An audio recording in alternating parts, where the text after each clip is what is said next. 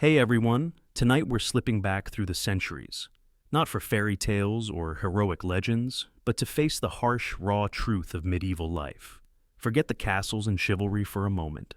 Tonight, you'll see why surviving even a single day back then was a test most of us wouldn't pass. So, before you settle in, hit like and subscribe only if you truly vibe with these journeys, and let me know in the comments where and when you're watching from. It's always wild seeing how far our little community reaches. Now, dim the lights, find your most comfortable spot, and let's brave the past, together. Tonight, I want you to imagine wandering through the misty hills of Old England long after sunset, when the landscape itself seems to breathe ancient secrets. You pause near the edge of a crumbling border, a patch of earth that locals claim is haunted by more than just memories. Beneath your feet, somewhere deep in the soil, lies the restless armor-clad form of a knight. He is not resting in peace, not lying in the soft embrace of the earth, but standing upright, buried vertically, sword in hand, facing the direction from which invaders might one day come. This is not just a ghost story. This is a record, a real event woven into the borderlands of England, and it reveals just how far people would go to guard their world, even after death. Let's travel back to the Middle Ages, a time when life was brutal, uncertain, and always at the mercy of invasion. Picture the chaos of the English borderlands, where every castle and hamlet lived with the threat of violence from the north, the Welsh, or even rival English barons. Defense wasn't just a matter of walls or weapons, it was spiritual, a fusion of belief, fear, and necessity. Somewhere in these lawless borderlands, a nobleman, whose name has been lost to time but whose legend survived, made an extraordinary demand upon his deathbed. As the story goes, he summoned his household, his priests, and his fellow knights. He asked not for a glorious tomb, but for something stranger. Bury me upright in my armor, facing the border. Let me stand eternal guard, so the land never falls. It sounds like folklore, but burial records and excavations have confirmed that several high-status men in medieval England, particularly on borderlands under constant threat, were interred standing, fully armored, with their faces set toward the horizon. This wasn't mere eccentricity. It was an act of psychological warfare, against both the living and the dead. Think of the ritual. At midnight, the knight's body is armored, his sword placed in his hand, his visor down. The grave is dug deep and narrow, not wide. Family and retainers gather by torchlight, chanting prayers for his soul and spells for the land's safety. Some even whisper that the bishop added special wards to bind his spirit in place, ensuring he would neither stray nor rest. Forever an unblinking sentinel. In the centuries that followed, the legend grew. Locals told of the knight who stood watch beneath the soil. Farmers swore that their fields flourished. Wolves and raiders kept away as if deterred by an unseen force. Children avoided the gravesite after dark, believing that the knight's ghost patrolled the borders, swords still at the ready. Even rival lords spoke of the land's mysterious fortune, its cattle healthy, its crops safe, its people spared from the worst of wars. But why bury a man upright? In medieval Europe, the dead were almost always laid flat, arms crossed or at their sides, facing east in hope of resurrection. The upright burial broke every norm. It was designed to turn the deceased into something else, a protector, a warning, a legend that could never be ignored. Psychologically, the impact was immense. The people believed the knight's spirit became fused with the land itself. If you were a would-be invader, you'd hear stories of the armored ghost who guarded the pass, of footsteps echoing at night, of shadows on the mist. If you were a local, you'd feel safer, knowing that loyalty and bravery lingered even in death. But the story's most chilling turn comes centuries later. Generations pass, the land prospers. The legend is retold by candlelight, a tale of courage and magic. Then, perhaps during a renovation or a careless dig, the tomb is discovered. The earth is disturbed, the knight's remains revealed. Still upright, rusted armor fused to bone, a sword's hilt clenched in skeletal fingers. From that moment, locals say, everything changed. Storms struck with unusual fury. Crops failed. Bandits returned. Some claimed the land itself felt different, no longer protected, but hollowed, vulnerable, as if a spell had been broken. Whether this was the result of coincidence, shifting climate, or self-fulfilling prophecy, the belief ran deep. The night's vigil had been interrupted, and with it, the fragile luck of the land. Modern archaeologists have documented at least a handful of upright burials in Britain, each one stirring intense local myth and anxiety when unearthed. They find traces of elaborate armor, sometimes even shields or banners, meticulously placed so the figure seems ready for battle.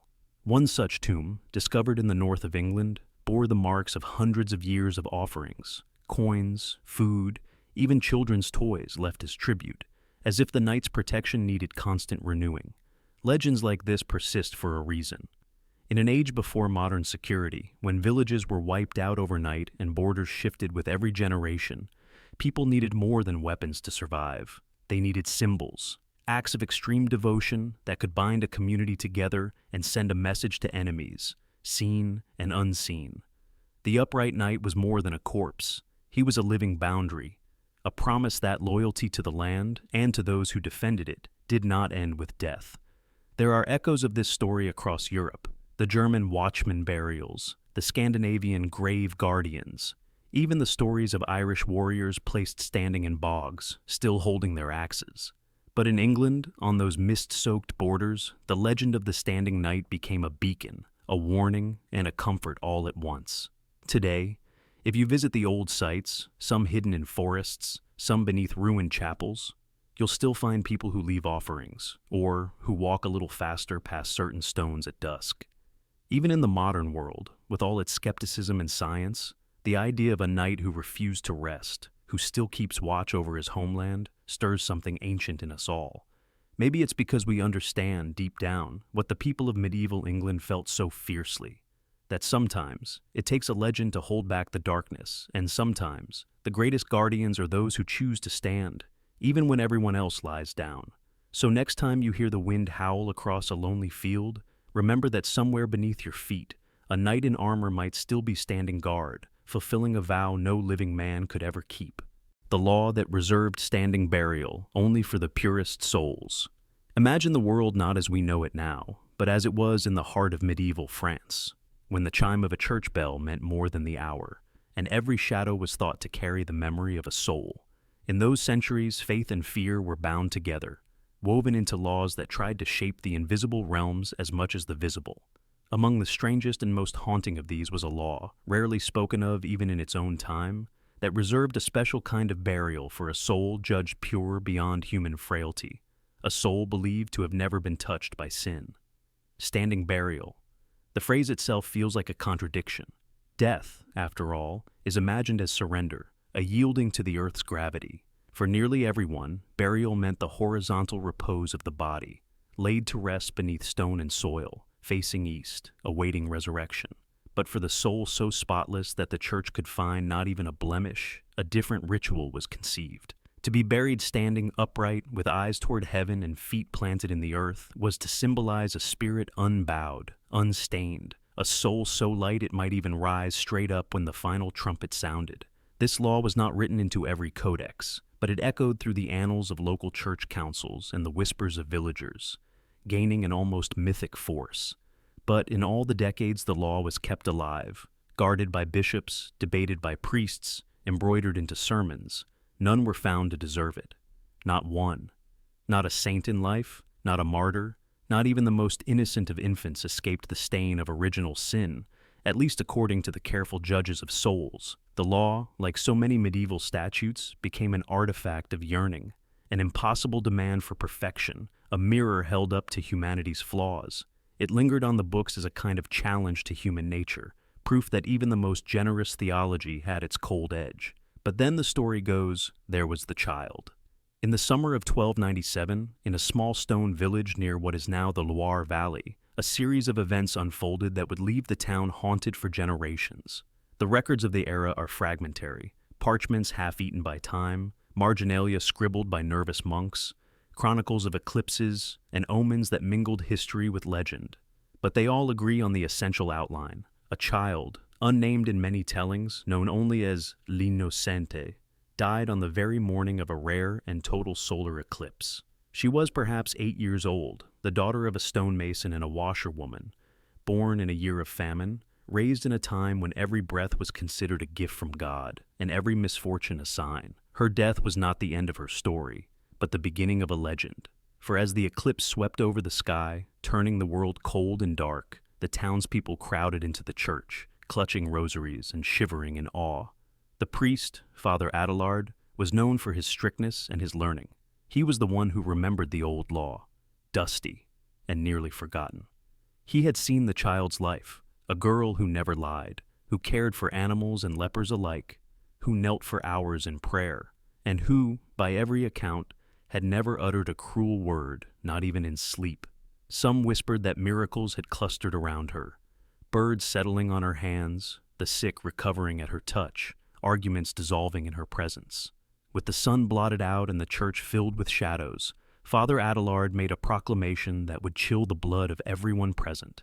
He declared that, after prayer and consultation, he believed this child's soul to be unmarked by sin, not only free from mortal vice, but miraculously untouched by original sin itself.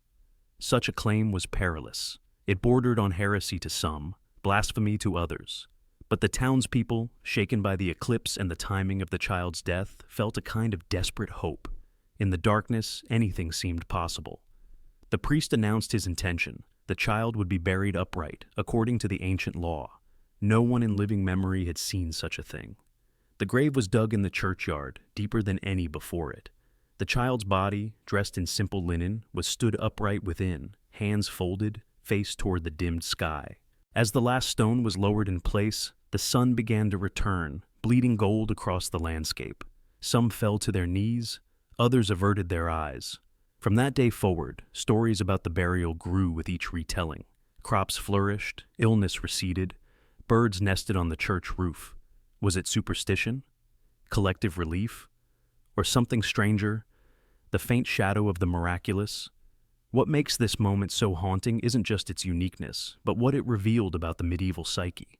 This wasn't just a burial, it was a test, a trial of the limits of human purity and of law itself.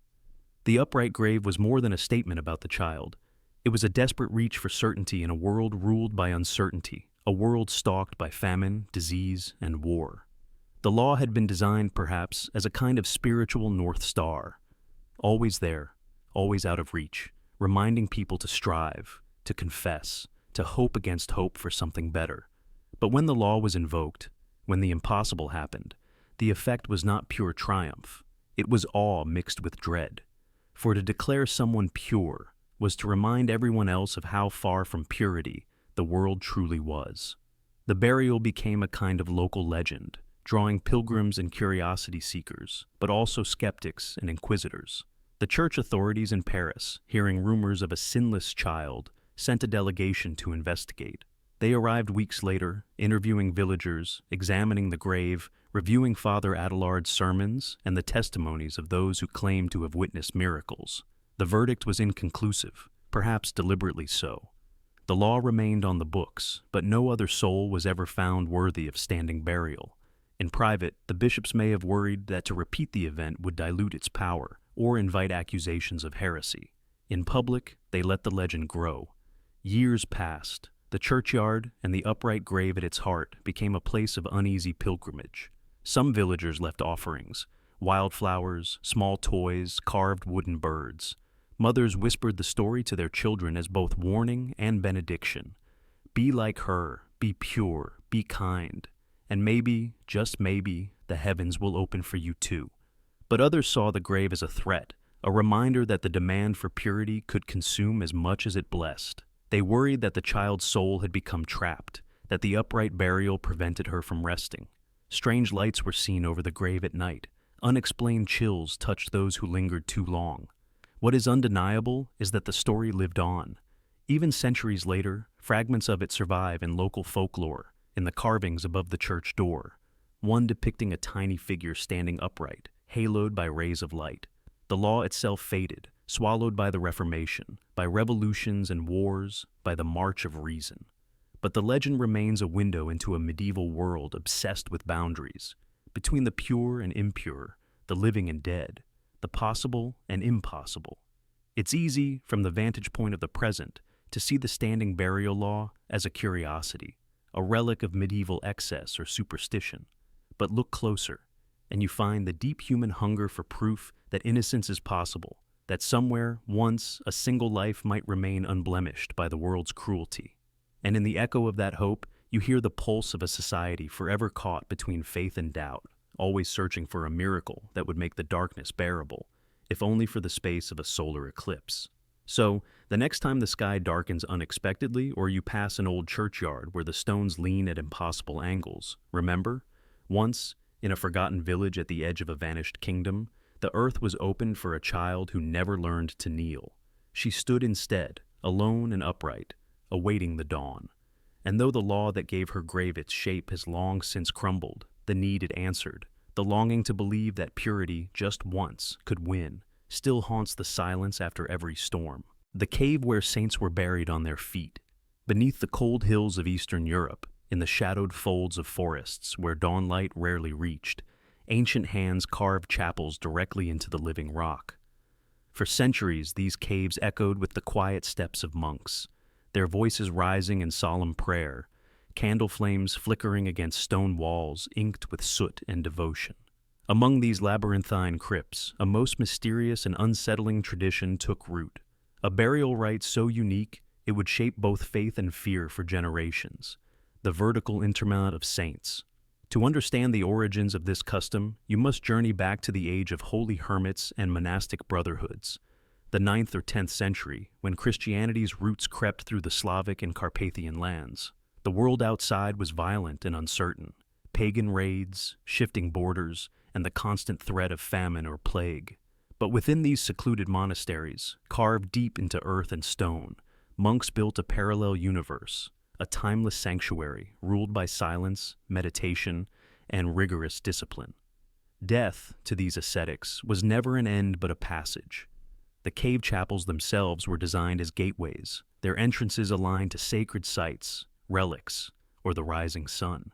It was here, in the half-light, that monks developed a belief so radical it would set them apart from every other Christian order, that the holiest among them, those considered saints in life, should be buried not lying down, but upright, standing on their feet as if waiting for a call.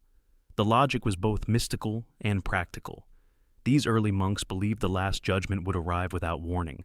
On that day, the dead would rise and walk out of their tombs to greet Christ. To be buried standing, facing east, was to be ready, alert, faithful, humble before resurrection. The vertical pose symbolized vigilance, spiritual readiness, and unbroken connection between earth and heaven. But it was more than a metaphor. The very act of lowering a body into a narrow vertical pit required planning and reverence. Monks would wrap the deceased in simple cloth, bind the feet, and sometimes secure the hands in prayer. Then, chanting hymns for the soul's journey, they would gently lower the saint into the stone niche, feet touching packed earth, face turned toward the coming dawn. In some caves, the walls were carved with prayers or the names of those interred, each saint becoming a pillar between the world of the living and the mysteries beneath. Why a cave? Geography played a part. These monasteries were often forced underground by persecution or climate, but spiritually, caves represented the tomb of Christ, a place of trial, transformation, and eventual glory. The cave's darkness mirrored the soul's passage through death, while its hidden chambers became both grave and chapel, places where monks could pray beside the bones of their departed brethren. Over the centuries, as word spread, these cave chapels became pilgrimage sites. Peasants, nobles, and even distant kings sought the blessings of those buried within. It was said that miracles occurred at the tombs, healing the sick, granting visions, or warding off evil. The presence of so many upright saints was believed to sanctify the entire region, turning even the bleakest winter into a season of hope. Yet, beneath the devotion, a darker current flowed. Local legends began to circulate, whispers that not all was silent beneath the stone. Night watchmen and monks assigned to late prayer reported hearing faint sounds from the sealed vertical tombs. Some claimed it was the wind slipping through cracks. Others insisted it was the muffled voices of the saints themselves, reciting prayers or offering warnings from the world beyond. As the centuries passed, the stories grew more vivid and unsettling. It was said that on certain feast nights, especially around the time of Easter, when resurrection was on every mind, the stone corridors would fill with a low, breathy murmur. Shadows flickered at the edge of candlelight, Some monks swore they heard their names called from the walls. Others awoke to find strange markings on the tombs, as if written by unseen hands. The cave, once a place of sanctuary, took on an aura of sacred dread. Monastic chronicles from the 13th and 14th centuries record debates within the communities. Was this phenomenon a sign of divine presence, or a warning that the practice itself had gone too far?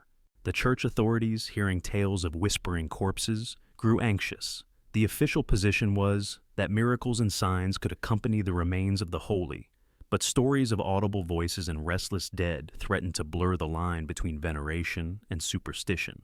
By the late medieval period, pressure mounted. Church emissaries visited the caves, inspecting the tombs, questioning the monks, and in some cases, ordering exhumations. They found nothing but bones and dust, but the atmosphere remained charged. The practice of upright burial, once a mark of the highest sanctity, began to fade. Newer monks argued for more conventional burials, citing the fear and unrest that now haunted the monastery's nights. The last recorded standing burial in one famous cave occurred during a harsh winter in the early 1500s. A young abbot, beloved for his kindness, interred upright as the tradition demanded.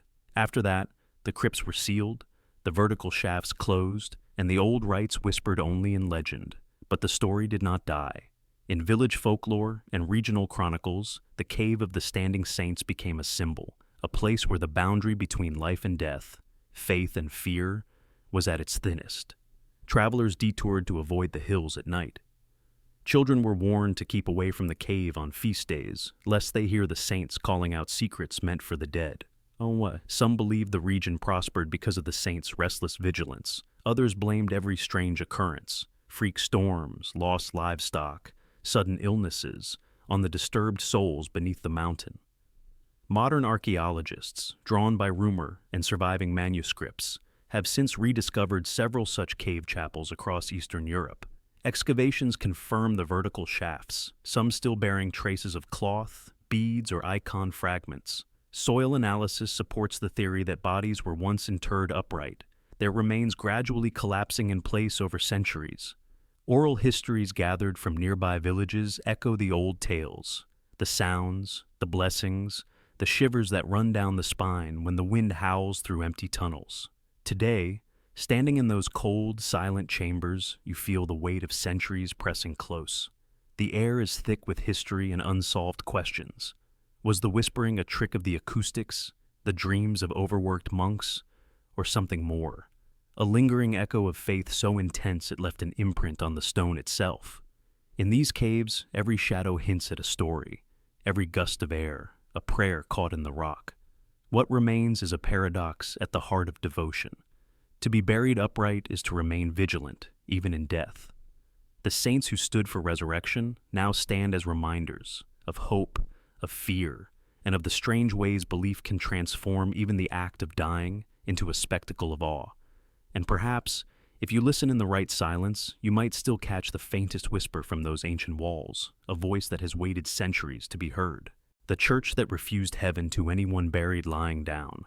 There are moments in history when a single idea, a whisper, a sentence, a belief, slips between the cracks of tradition and reshapes everything we think we know about life, death, and what waits beyond. Our journey tonight begins in the shadowed hinterlands of Eastern Europe, sometime in the late 13th century, where a schismatic sect quietly but stubbornly broke away from the established church.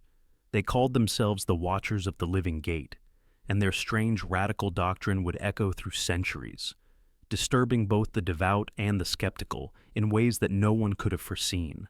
It started with a conviction as simple as it was radical.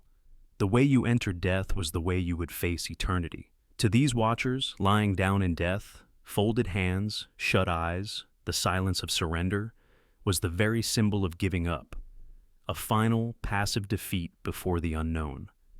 They believed this posture invited spiritual slumber, the risk of being lost in a dreamless void, or worse, missing the trumpet call at the resurrection. Their theology, patched together from apocryphal texts, local legends, and a fierce distrust of ecclesiastical authority, insisted on a different path. Stand in death as you stood in life. Their founder, a former Benedictine monk named Father Lazare, was said to preach, "For the Lord returns to those who await him awake, not those who sleep. In practice, this meant that when a member of the Watchers died, the rites were unlike any funeral the region had ever seen. The body was not laid to rest, but was instead prepared to stand, literally. Rigor mortis was managed with careful timing. The deceased was robed, sometimes even strapped into wooden frames hidden beneath their vestments. Then, in candlelit crypts beneath their secret churches or within natural caves claimed as sanctuaries, they were entombed upright. Eyes sometimes left open, faces toward the east, hands gripping a staff or prayer book. And in the walls behind, carved inscriptions marked their eternal vigilance. Still I stand, still I watch. The local villagers found these rites unsettling, even blasphemous. Word traveled fast in an age of superstition. There were whispers that the upright dead remained somehow aware, eternally conscious, forever waiting. The Watchers themselves encouraged this rumor, not out of cruelty, but because their faith demanded it. To them, eternity was a state of relentless expectation, of vigilance rewarded. To lie down, they taught, was to abandon your soul's station at the threshold of heaven. Stories grew around the crypts. It was said that if you pressed your ear to the stone, you could sometimes hear faint sighs, prayers, or even warnings.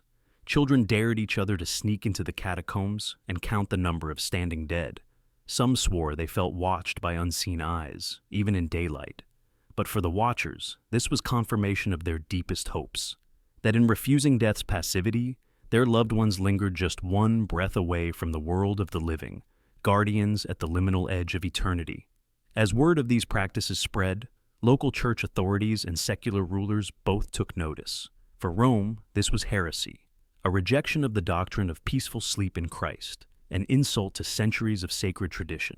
For kings and nobles, it was a public disturbance, another powder keg in a region already fractured by war, famine, and suspicion.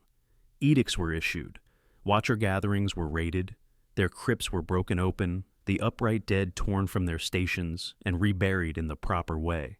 But for every crypt destroyed, a new one appeared deeper in the forest, carved into a hillside or hidden beneath an abandoned barn. Even as their numbers dwindled under persecution, the Watchers left traces in the landscape. Centuries later, farmers would unearth strange vertical tombs or find relics, rosaries, staffs, scraps of scripture, clutched in the hands of skeletons that had clearly never lain down. Some anthropologists in the 19th century, excavating a hillside near the ruins of an ancient Watcher church, reported finding dozens of skeletons propped upright in narrow stone recesses, each facing a small broken window toward the rising sun. But the heart of the Watcher's story is not just their burial rites, nor the strange legends that followed. It is the existential terror and defiant hope at the core of their belief, the refusal to accept oblivion. In a world ravaged by plague, war, and the constant threat of being forgotten, they saw in the upright burial a final act of will, a declaration that the soul's struggle does not end with the stopping of the heart.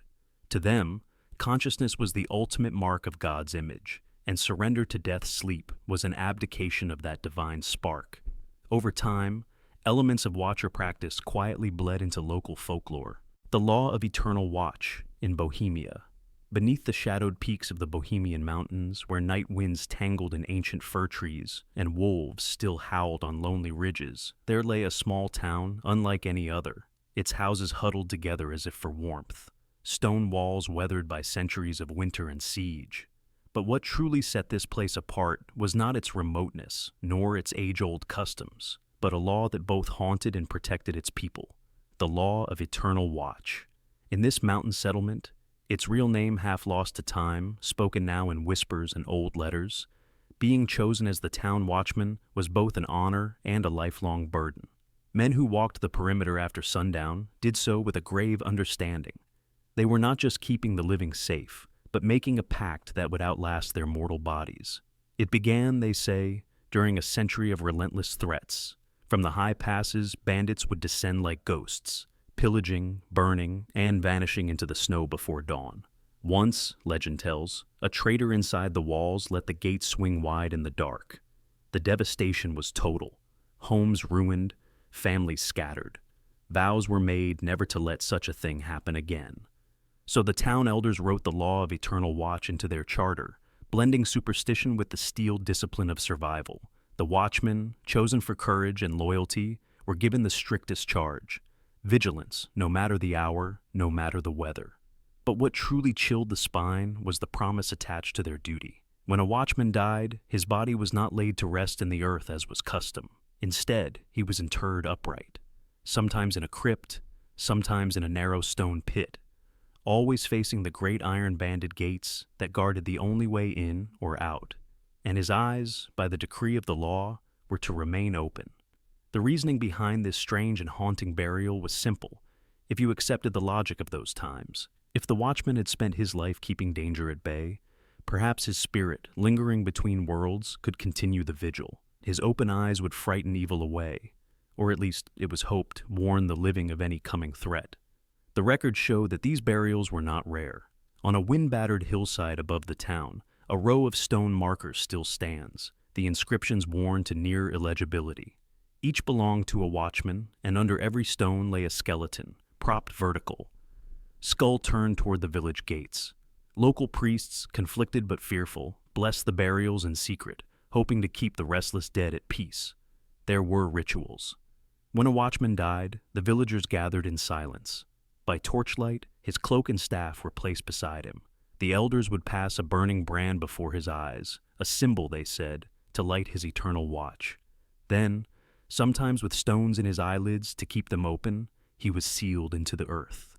Children were warned never to look too closely at the hillside after dark, lest they see the watchman's hollow gaze staring through the soil. But this tradition, as grim as it was, became a source of strength for the town. In the centuries that followed, they survived attacks that wiped out neighboring settlements. Strangers reported that, on foggy nights, the old gates seemed to glow with a faint, spectral light. Some claimed to see shadowy figures standing watch, motionless as statues, until the morning broke. Was it just fear, or something left behind by the generations of men sworn to never sleep? Outsiders recoiled from the practice, calling it pagan or macabre. Ecclesiastical authorities, when they learned of it, denounced the upright burial as heresy, a denial of Christian rest. Yet the townspeople quietly ignored such orders. To them, the law of eternal watch was above any outside decree. Their safety had been bought not just with courage, but with the bones and souls of their own. To break faith with the dead would be to invite chaos and ruin. Over time, the tradition grew layers of legend and fear. It was said that if an invader ever forced the gates, the spirits of the watchmen would rise, eyes blazing, to defend the living one last time. Some whispered of times when the bells sounded with no living hand, or the gates swung shut by themselves just before disaster struck. A story passed down from mother to daughter told of a bitter winter when wolves circled the town, but would never pass the boundary marked by the watchmen's graves. Yet, for all its aura of supernatural dread, the practice had practical effects. It created a culture of duty so powerful that every man, when called, accepted the watchman's post not just as a job, but as a calling that transcended death. The law of eternal watch in Bohemia. Beneath the shadowed peaks of the Bohemian mountains, where night winds tangled in ancient fir trees and wolves still howled on lonely ridges, there lay a small town unlike any other, its houses huddled together as if for warmth, stone walls weathered by centuries of winter and siege. But what truly set this place apart was not its remoteness, nor its age-old customs, but a law that both haunted and protected its people, the law of eternal watch.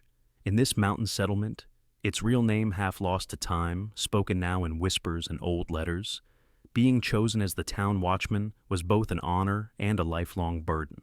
Men who walked the perimeter after sundown did so with a grave understanding. They were not just keeping the living safe, but making a pact that would outlast their mortal bodies. It began, they say, during a century of relentless threats. From the high passes, bandits would descend like ghosts, pillaging, burning, and vanishing into the snow before dawn. Once, legend tells, a traitor inside the walls let the gates swing wide in the dark. The devastation was total. Homes ruined, families scattered. Vows were made never to let such a thing happen again. So the town elders wrote the law of eternal watch into their charter, blending superstition with the steel discipline of survival. The watchmen, chosen for courage and loyalty, were given the strictest charge: vigilance, no matter the hour, no matter the weather. But what truly chilled the spine was the promise attached to their duty. When a watchman died, his body was not laid to rest in the earth as was custom. Instead, he was interred upright, sometimes in a crypt, sometimes in a narrow stone pit, always facing the great iron-banded gates that guarded the only way in or out, and his eyes, by the decree of the law, were to remain open. The reasoning behind this strange and haunting burial was simple, if you accepted the logic of those times. If the watchman had spent his life keeping danger at bay, perhaps his spirit, lingering between worlds, could continue the vigil. His open eyes would frighten evil away, or at least, it was hoped, warn the living of any coming threat. The records show that these burials were not rare. On a wind-battered hillside above the town, a row of stone markers still stands, the inscriptions worn to near illegibility. Each belonged to a watchman, and under every stone lay a skeleton, propped vertical, skull turned toward the village gates. Local priests, conflicted but fearful, blessed the burials in secret, hoping to keep the restless dead at peace. There were rituals. When a watchman died, the villagers gathered in silence. By torchlight, his cloak and staff were placed beside him. The elders would pass a burning brand before his eyes, a symbol, they said, to light his eternal watch. Then, sometimes with stones in his eyelids to keep them open, he was sealed into the earth. Children were warned never to look too closely at the hillside after dark, lest they see the watchman's hollow gaze staring through the soil. But this tradition, as grim as it was, became a source of strength for the town. In the centuries that followed, they survived attacks that wiped out neighboring settlements. Strangers reported that, on foggy nights, the old gates seemed to glow with a faint spectral light. Some claimed to see shadowy figures standing watch, motionless as statues, until the morning broke. Was it just fear, or something left behind by the generations of men sworn to never sleep? Outsiders recoiled from the practice, calling it pagan or macabre. Ecclesiastical authorities, when they learned of it, denounced the upright burial as heresy, a denial of Christian rest. Yet the townspeople quietly ignored such orders. To them, the law of eternal watch was above any outside decree. Their safety had been bought not just with courage, but with the bones and souls of their own. To break faith with the dead would be to invite chaos and ruin. Over time, the tradition grew layers of legend and fear. It was said that if an invader ever forced the gates, the spirits of the watchmen would rise, eyes blazing, to defend the living one last time. Some whispered of times when the bells sounded with no living hand, or the gates swung shut by themselves just before disaster struck. A story passed down from mother to daughter told of a bitter winter when wolves circled the town, but would never pass the boundary marked by the watchmen's graves. Yet, for all its aura of supernatural dread, the practice had practical effects. It created a culture of duty so powerful that every man, when called, accepted the watchman's post not just as a job, but as a calling that transcended death. It forged a sense of unity, a belief that protection was not merely physical, but spiritual and communal. The living walked a little taller, and the town's enemies, be they animal, human, or imagined, thought twice before daring to breach its walls. With the coming of the modern era, such traditions inevitably faced the acid of skepticism. New priests forbade the old burials. Laws were rewritten, and bodies were placed in communal graves. But still, the locals remembered. Even today, the story is told, sometimes around the fire, sometimes as a warning not to stray too far at night. Hikers have reported uneasy feelings on the ridge, and an inexplicable sense of being watched. Archaeologists who opened one of the old graves found the remains still upright, jaw gaping in a silent shout. The eye sockets faced the gates, as if waiting for an enemy that never came. And in some corners of the town, older folk will insist, never in daylight, but in whispers when the fog settles thickest, that the watchman's law was never really abolished, only hidden, waiting, like the eternal sentinels themselves, for a time when vigilance will once again be all that stands between peace and disaster. The law of eternal watch is more than a strange footnote in local history. It is a testament to the power of communal fear, the endurance of belief, and the lengths to which people will go to defend their own. It is about the uneasy truce between life and death, and the ways in which memory, duty, and legend can become inseparable. For those who lived under its shadow, the price of safety was not just sleepless nights, but the surrender of one's very rest after death. And yet, it is hard to deny that, For generations, this pact worked. No force breached the gates, no disaster struck unseen, and the villagers slept, if not in comfort, then at least under the gaze of their silent, eternal guardians. What remains now is a haunting lesson from history, that sometimes the most powerful forms of protection are those we believe in most fiercely, even when reason would turn us away. The upright graves of Bohemia's watchmen are silent now, but as long as their story is told, perhaps, just perhaps, the gates will remain guarded, and the old fears will keep danger at bay for one more night and then another, on and on into eternity. The standing tomb that bled once a year. Imagine it's midnight in the high Austrian Alps. Stone walls glisten with centuries of candle smoke, and outside the wind howls, rattling the stained glass in its ancient frames. There's a monastery here, so old that even its foundation stones were laid before the first Crusades. Within its thickest walls, hidden beneath a tapestry of saints and angels, stands a tomb so strange, so haunting, that the villagers still whisper about it to this day. It is the tomb of Abbot Matthias, a holy man revered and feared in equal measure, and his resting place is unlike any other. The abbot is not laid to rest in the earth, nor placed in a carved marble sarcophagus. Instead, he was entombed vertically, standing upright, his hands folded in silent prayer, his robes pressed and stiff as the stone that surrounds him. He stands, they say, because even in death he wished to keep watch over his brethren, eternally vigilant, guarding the monastery against evil that might creep in with the mountain fog. But it's not the upright burial alone that turned his grave into legend. It's what happens every year, on the cold anniversary of his passing, when the bells toll midnight and monks gather in uneasy silence. On this night, the stone of the abbot's tomb weeps, a slow crimson trickle, a line of red that stains the gray slab and drips to the floor below. For generations, the story has been the same. Once a year, the tomb bleeds. It's not some distant folktale. The standing tomb exists, marked with a weathered cross and carved Latin script, sealed so tightly no one dares open it. There are written records, old letters, monastery logs, travelers' journals, all describing the same phenomenon. Some call it a miracle, others a curse, but none have managed to explain it away. Not a single living soul has ever seen the inside of the tomb, and the abbey's elders have forbidden it from being disturbed. The risk, they say, is too great. So what is the origin of this chilling tradition? To find the answer, you have to look at the time in which Abbot Matthias lived, a period when the church was more than a spiritual home. It was a fortress, a bank, a court of law, and sometimes a battlefield. The abbot himself was rumored to possess knowledge forbidden to ordinary men, ancient rituals, lost gospels, and the art of negotiating peace between warring lords. Some said he even performed miracles, healing the sick and exorcising spirits, his faith so fierce it could bend the will of nature itself. When he died, suddenly and under mysterious circumstances, the monks were torn between grief and terror. Legend has it that on the night of his burial, a violent storm shook the valley, and the abbot's candle, left burning in his cell, would not go out.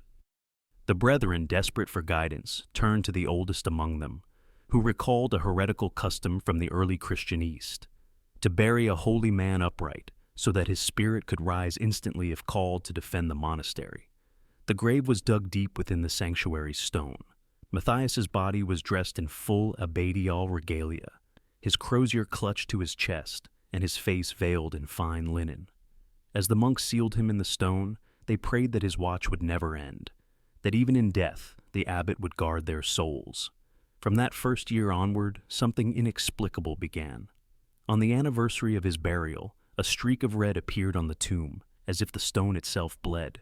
At first, the monks feared a curse, thinking their abbot had been denied rest.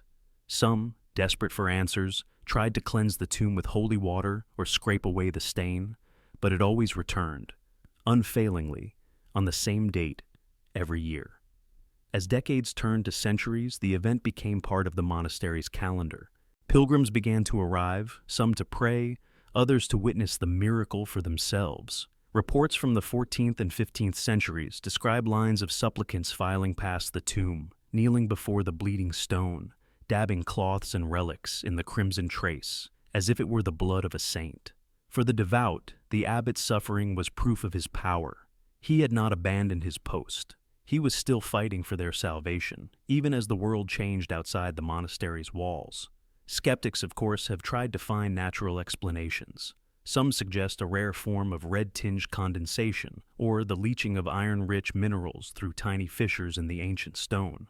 Others wonder if it might be the work of devout tricksters, a ritualized hoax carried on by generations of monks desperate to keep the legend and the pilgrimage donations alive. But there are modern witnesses. In the 20th century, before the monastery became more isolated, scholars and scientists were occasionally permitted to observe the tomb on the anniversary night. Each time, they recorded the same phenomenon, a fresh line of red seeping from the sealed stone, slow and steady, impossible to trace to any obvious source. Yet, the tomb itself remains unopened. The monastery's leaders refuse all requests for investigation, stating that to break the seal would risk not only the abbot's spirit, but the entire community's fortune. Some whisper that opening the tomb would undo the centuries of protection Matthias's presence has provided, unleashing whatever force has been kept at bay for so long. Even today, the villagers below the monastery light candles on the anniversary, watching the dark windows above for any sign that the ritual has failed. There are tales, never confirmed but impossible to ignore, of years when the bleeding did not come, and tragedy struck soon after. Floods, fires, sudden illness. Whether coincidence or something darker, the connection only deepened the fear and reverence around the tomb. In our age of science and skepticism, the story of the standing abbot's bleeding tomb might seem like nothing more than Gothic legend. But spend a night in those ancient halls, with the wind shrieking at the stones, and you begin to understand. The world of the medieval monastery was shaped by mystery and awe, by the need for protection in an unforgiving land. For the monks who lived and died there, faith and fear were two sides of the same coin. And the upright abbot, ever vigilant, ever suffering, was their most potent symbol. So, the next time you hear a church bell at midnight, or see a mountain monastery silhouetted against the stars, remember Abbot Matthias, the holy man who refused to rest.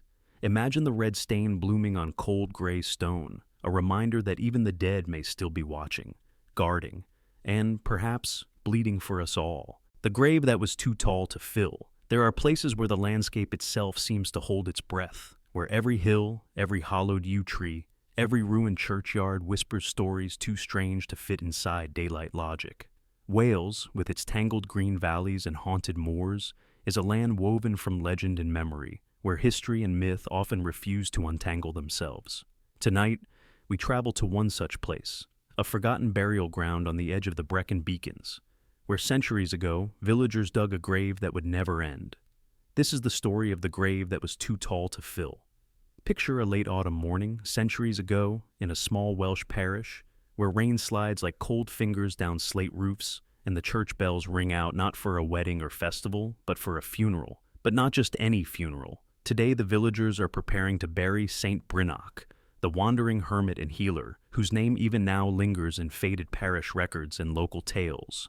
Brynach, it was said, could tame wild animals, call storms to heal, and cure fevers with nothing but a touch and a whispered prayer.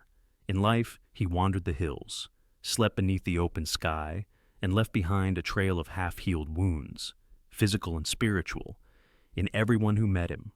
His death was a sorrow, but also a kind of reckoning. No ordinary grave would do, for, in Welsh tradition, those touched by the sacred often had their burials marked by signs and wonders, the boundary between world and underworld growing thin in their passing. The villagers decided, after days of fasting and prayer, to bury Brynach standing, as a sentinel, his feet in the soil, his gaze toward heaven. It was both a gesture of respect and a plea. Let his spirit stand guard over the valley, holding back whatever darkness prowled the borders of their world. But when the day came and the digging began, something uncanny happened. The men who broke the ground found only soft loam at first, then a layer of river stones, then, strangely, another pocket of earth, darker and colder. They dug deeper and deeper still, expecting rock, expecting the hard bottom of the valley to stop their shovels. Instead, the soil just kept falling away. It was as if the earth itself refused to cradle Brynach's body. Hours passed. The hole grew deeper than any grave ever dug in living memory. Lanterns were fetched, then ropes, then the strongest men in the village. When they tried to measure the depth, the string vanished into darkness, never finding the end. Some said it felt like digging into the root of a mountain or opening a passage to some other, older world. The priest grew anxious. The villagers whispered about omens. Had the saint's holiness hollowed out the earth itself? Or had the devil come to claim what heaven could not hold? No one dared to stop digging, for fear of what might crawl up from the unfinished grave. Finally, exhausted and with night falling, they reached an impasse. There was no bottom. The grave had become a kind of pit, swallowing every attempt at closure. But Brynach had to be buried, and the law of standing burial had to be kept. The villagers and the priest, eyes wide with fear, hands trembling, lowered the saint's body upright into the void, fastening him with heavy iron chains wrapped gently beneath his arms, looping over his shoulders, anchoring him to massive stakes hammered deep into the shifting walls of the pit. It was said that the chains rang like distant bells whenever the wind changed, as if Brynach himself was resisting the pull of the underworld. To prevent the grave from collapsing, and perhaps to hold back anything that might try to rise, the villagers poured sacks of coarse salt into the shaft, layer upon layer, until the saint's feet were hidden, then his knees, then his shrouded body. Salt was more than a preservative. It was a ward against evil, a symbol of incorruptibility, a gesture of desperation. Only when the saint's head disappeared into the briny shadows did they finally lower the stone slab over the opening, sealing it with wax, prayers, and the sign of the cross. But the story did not end there. For years afterward, strange phenomena haunted the churchyard. On foggy nights, villagers reported hearing the clink of chains far below the earth, as if Brynach was still there, standing, suspended between worlds, neither rising nor falling. Crops in the valley flourished for a time, then failed spectacularly. Livestock wandered into the graveyard and refused to leave, staring at the sealed stone as if mesmerized. Children, dared by their friends, would run laps around the grave and claim to hear singing echo up from the earth. Some said the bottomless grave was a punishment, a sign that Brynach, for all his holiness, still harbored some secret sorrow or unfinished task. Others believed the pit was a passage, a thin place between life and death, sanctity and sin, where anyone brave or foolish enough could listen for the voice of a saint or the howl of something older and more terrible. The salt, it was whispered, would hold the threshold shut until the world was ready for whatever truths it concealed. Decades passed. The story slipped into legend, then nearly into silence, as the church crumbled and the valley's people moved away. But on rare occasions, often on nights when the wind changed and the fog rolled in thicker than ever, newcomers found the ancient stone still marked with the outline of iron chains, and the ground below it always seemed colder than the air, no matter the season. Historians who have tried to trace the origins of the story find hints in parish registers and old hagiographies, records of burials conducted perpendicularly, references to the unfillable grave, and even a passing mention of chains and salt in a 15th century monk's diary. It's likely that the legend of Brynach's bottomless grave reflects both the superstitions of the time and a genuine awe of the unknown. Standing burials were rare in the British Isles, reserved only for the most venerated, and the addition of salt and chains blends Christian ritual with ancient Celtic and Norse customs for sanctifying the dead and protecting the living. But if you walk those valleys today, you might still find remnants of the old churchyard, the yew trees grown thick and twisted around half-erased stones. Some say if you press your ear to the ground on a silent night, you can hear the distant echo of chains, or the trickle of salt water, or even a whisper, part blessing, part warning. For in Wales, the land never quite lets go of its saints or its secrets. The grave that was too tall to fill remains a lesson in a riddle, a story about the limits of devotion, the fear of the unknown, and the ways we try to hold the sacred upright, in a world that keeps opening deeper and deeper beneath our feet. And somewhere, beneath layers of salt and legend, the saint still stands, held between worlds, waiting for a dawn that might never come. The Pope who demanded to be buried, facing east while standing. In the shadowed corridors of medieval Christendom, few figures commanded more reverence or fear than the Pope. To be chosen as vicar of Christ was to stand at the intersection of heaven and earth, wielding spiritual power over kings and peasants alike. The 13th century, an age of crusades and cathedrals, saw the papacy at its most ambitious, with pontiffs dreaming not only of guiding souls, but of conquering death itself. Among these mighty men, one left behind a demand so peculiar it echoes through centuries, that his body be buried upright on its feet, staring at the rising sun, so he would be first to awaken when God returned. The roots of this extraordinary request reach back into the core anxieties and hopes of the medieval world. For believers, death was never the end. Every doctrine, every prayer, every cathedral arch pointed toward a singular promise, the Last Judgment. On that fateful dawn, all the dead would rise from their graves, faces turned east, to greet Christ returning in glory. Most Christians, humble or noble, were content to be buried with their heads to the west and feet to the east, a silent preparation to rise up and face the Lord on the day of reckoning. But for one pope, whose reign was marked by tumult, vision, and relentless spiritual ambition, this was not enough. Historical records and chronicles whisper the tale. As the end of his life approached, this unnamed pontiff, some say it was Pope Celestine V, others suggest Innocent IV or even Gregory IX, summoned his closest confidants to his dimly lit chamber.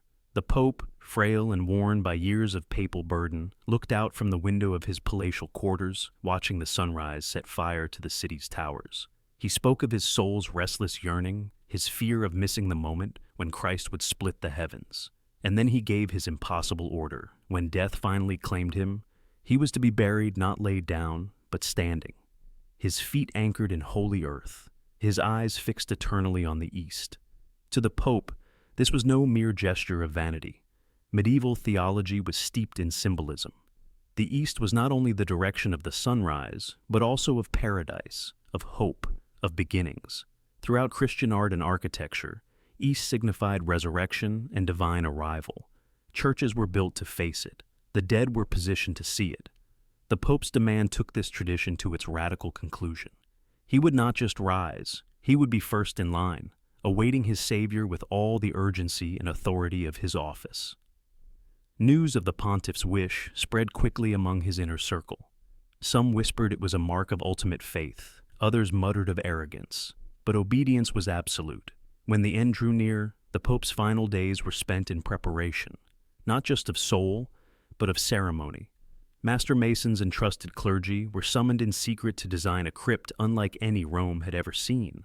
Beneath the marble chapels, a shaft was hollowed into solid stone, deep, narrow, and precisely aligned, so that when dawn broke, a single beam of light would pierce the gloom and fall upon the Pope's face. In the final moments, his body was washed, anointed, and swathed in silks. The faithful gathered, chanting ancient psalms as the pontiff's lifeless form was gently lifted, lowered into the vertical tomb. His feet touched consecrated soil, his hands crossed in prayer, his face turned toward the horizon, where heaven would open. The ceremony was both awe-inspiring and unsettling. No pope had ever been buried this way. For some mourners, it was an act of supreme humility, a bishop kneeling, forever waiting, refusing to rest until the world's end. For others, it was a final assertion of papal supremacy, as if to say, when the trumpet sounds, it will be Rome's shepherd who stands before all, first to rise, first to speak, first to be judged. As the crypt was sealed and the sun rose higher, a strange hush fell over those who witnessed it. In the weeks and months that followed, the tomb became a site of whispered pilgrimage. Priests and cardinals crept down by candlelight, moved by curiosity or fear, listening for signs that the holy man stood vigil even in death. Some claimed to feel a rush of cold air, as if the grave itself still breathed. Others insisted that, at sunrise, the shaft filled with a radiance that could not be earthly. But as centuries passed, the tale of the standing pope became legend, blurred, embroidered, and debated by theologians and historians alike. Some chroniclers dismissed it as apocrypha, a folktale for troubled times. Others, sifting through burial records and papal decrees, found evidence of unusual interments, shafts oriented eastward, sarcophagi with strange vertical niches, and the faint, persistent rumor of a pope who would not lie down. Why did this story linger when so many papal secrets were swallowed by time? The answer lies not just in the spectacle of the burial, but in what it meant to an anxious, yearning age. The Pope's demand reflected a deeper truth, that even the mightiest among us fear oblivion, That faith, when pressed to its limit, can drive us to extraordinary acts of hope, of defiance, of longing to stand, to see, to be counted among the first when the world is remade. Modern archaeologists still debate the veracity of the tale, hunting through ruins and catacombs for evidence.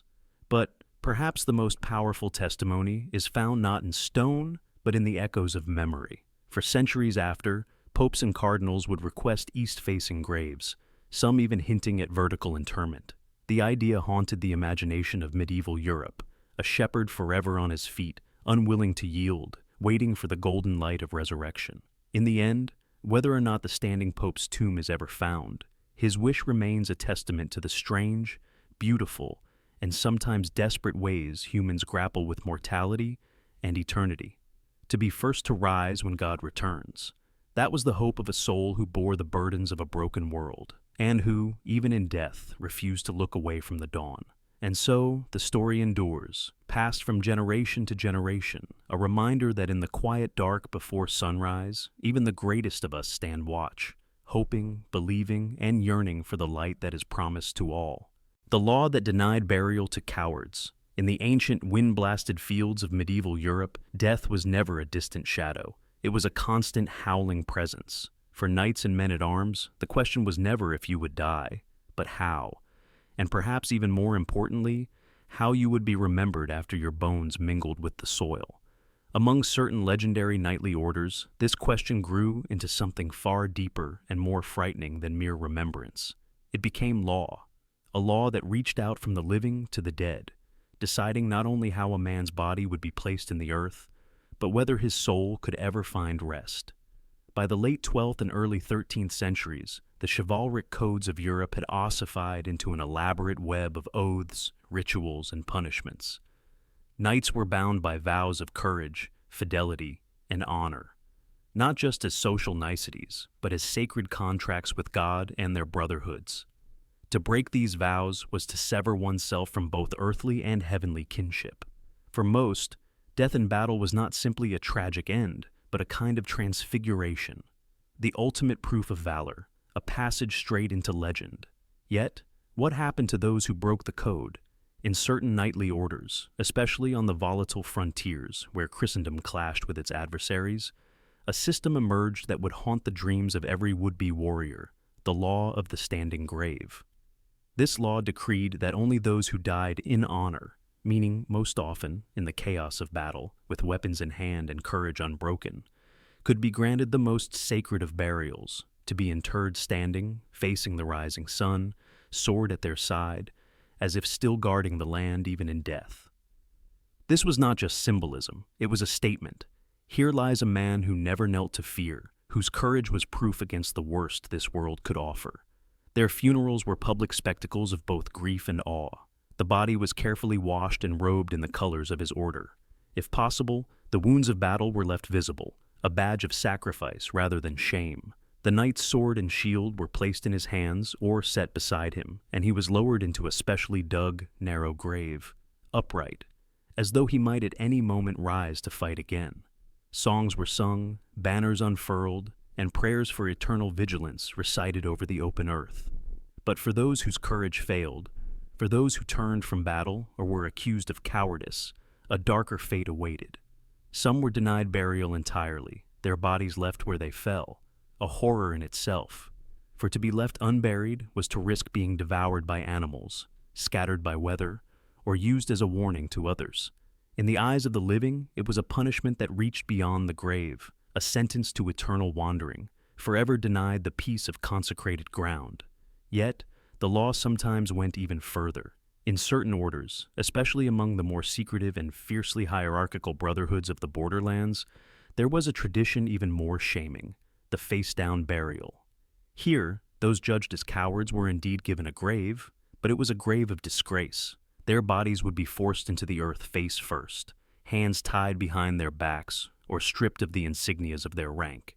There would be no sword, no shield, no prayers. The grave would be shallow and unmarked, or worse, marked with a blackened stone to warn others. Here lies one who failed his oath. It was believed that the soul of a man buried this way would be denied entry to heaven until the stain of his cowardice was purged, if it ever was. Some whispered that these souls would linger, trapped beneath the earth, hearing but never rising, feeling the cold dirt pressing eternally upon their backs. Local legend in some regions even suggested that the restless dead would sometimes claw their way upward, leaving behind clawed stones or churned earth, a grim reminder that the law's judgment did not end with burial. The stories grew bolder with each telling. In some castles, it was said that the midnight wind carried the low moans of the dishonored, that fields of battle would become haunted not by those who died fighting, but by those who died running. Children were warned never to tread on certain patches of ground, lest the shame of the buried rise up and cling to them like a curse. And for the living knights, these stories were a constant reminder. Valor was not just expected, it was demanded, on pain of posthumous disgrace. But why such cruelty? To modern eyes, this seems almost unthinkable, a form of spiritual torture for men who had already paid the price of fear with their lives. But for the orders that enforced these laws, the logic was grimly rational. In a world where battle was frequent and survival precarious, morale was everything. The promise of an honorable afterlife, a standing grave, the respect of comrades, the prayers of the living, was a powerful incentive. The threat of dishonor, of eternal shame, was a weapon as sharp as any sword. Historical chronicles describe such burials with a chilling matter-of-factness. In the annals of the Teutonic Knights and other borderland orders, there are entries detailing the aftermath of failed sieges or disastrous retreats, lists of names, records of those judged worthy of the standing grave, and those condemned to the earth face down. These records rarely dwell on emotion. For them, this was discipline, necessary to bind the brotherhood together against the darkness beyond their walls. The law was enforced with merciless precision. Knights accused of cowardice might be given a final hearing before a council of their peers. If found guilty, there were no last rites, no words of comfort. Some records even describe the condemned pleading for the chance to redeem themselves in another battle, a request sometimes granted, but only if the order believed the courage to face death had truly been restored. Of course, such a system was open to abuse. There are whispers in the margins of history, bitter letters, lost memoirs, suggesting that some were condemned not for true cowardice, but for political reasons, personal vendettas, or failures of loyalty to the order's leaders. In these cases, the grave became not just a place of rest or punishment, but a tool of power, a threat that could silence dissent as surely as any blade. Still, for many, the law achieved its purpose. Tales spread of knights so terrified of disgrace that they would ride into impossible odds rather than risk a coward's burial. Songs celebrated the standing dead who, even in defeat, refused to bend. For the survivors, every funeral became a test. Would they stand in honor or fall in shame? In time, as the world changed, so too did the customs. The rise of new codes of honor, the decline of the old orders, and the relentless spread of Christian doctrine softened the laws, or erase them altogether. Yet, in some remote corners, the traditions lingered, a secret kept by old families, a rumor buried in the stones of ruined castles.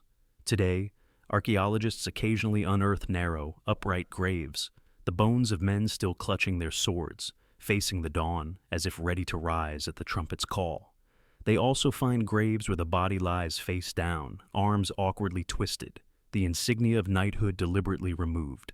Each is a silent testament to a world where death was not the end, but a final test, a last irreversible judgment on the value of a man's courage.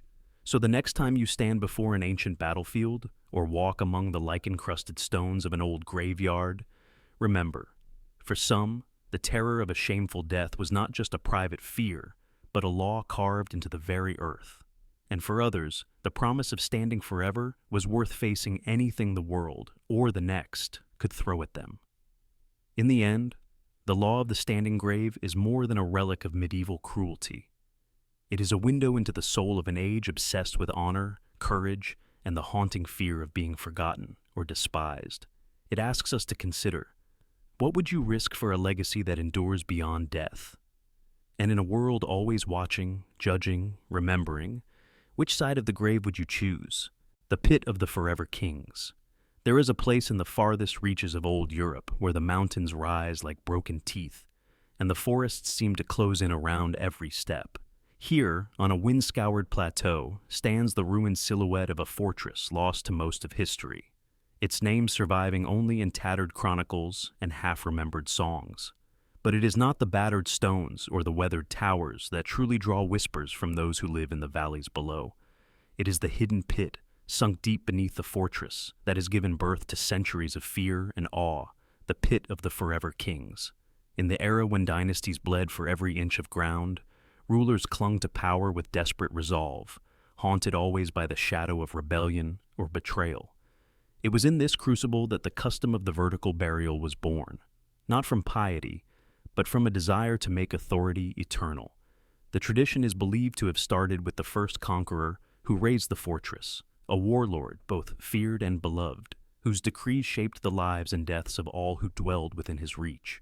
According to weathered records and the fragments of oral tradition, the kings of this place did not rest in tombs or lie beneath carved sarcophagi. Instead, when death claimed them, whether in old age or by the blade, they were dressed in their finest regalia, a crown set upon their brow, a sword laid at their side. But the most sacred part of the rite was what followed. As the night descended and torches flickered in the great hall, the king's body would be lowered, feet first, into the heart of the fortress, a vertical shaft hewn out of solid rock, black as pitch, and deeper than any well. This shaft, known as the Pit of the Forever Kings, was more than a grave. It was a channel for power, at least so the people believed. Each king, placed upright, his spine aligned with the shaft's axis, was thought to keep his will alive, his authority emanating through the fortress as long as his bones remained unbroken. It was said the king's spirit could still sense the world above, a ruler forever standing watch, gazing upward through the darkness, his presence a shield against both human and supernatural threats. The ritual itself was shrouded in secrecy. Only the closest royal advisors and the high priest witnessed the descent. The king's eyes were left open, facing the sky, and in some accounts, a thin chain or ribbon was tied around his torso, an echo of the lifeline he held to his kingdom. As he was lowered down, drums and horns thundered from the ramparts, announcing to all that the old king had not truly left. He was simply watching from below, his vigilance undimmed by death. In the centuries that followed, generations of rulers were consigned to the pit in the same manner. The shaft became layered with the standing dead, each monarch anchored in place by stones, their regal garments dissolving slowly into dust.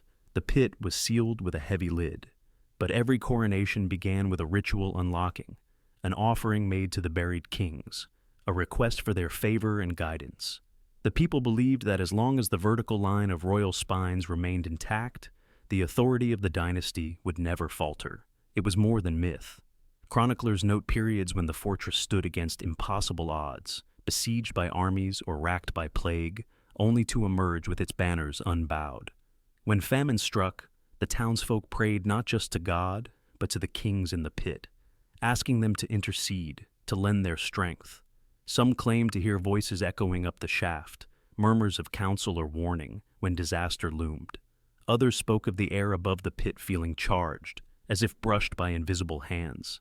It became a place of pilgrimage, but also of terror, for the belief grew that disturbing the vertical rest of a king, snapping his spine, or laying him down, would break the line of power and curse the fortress to ruin.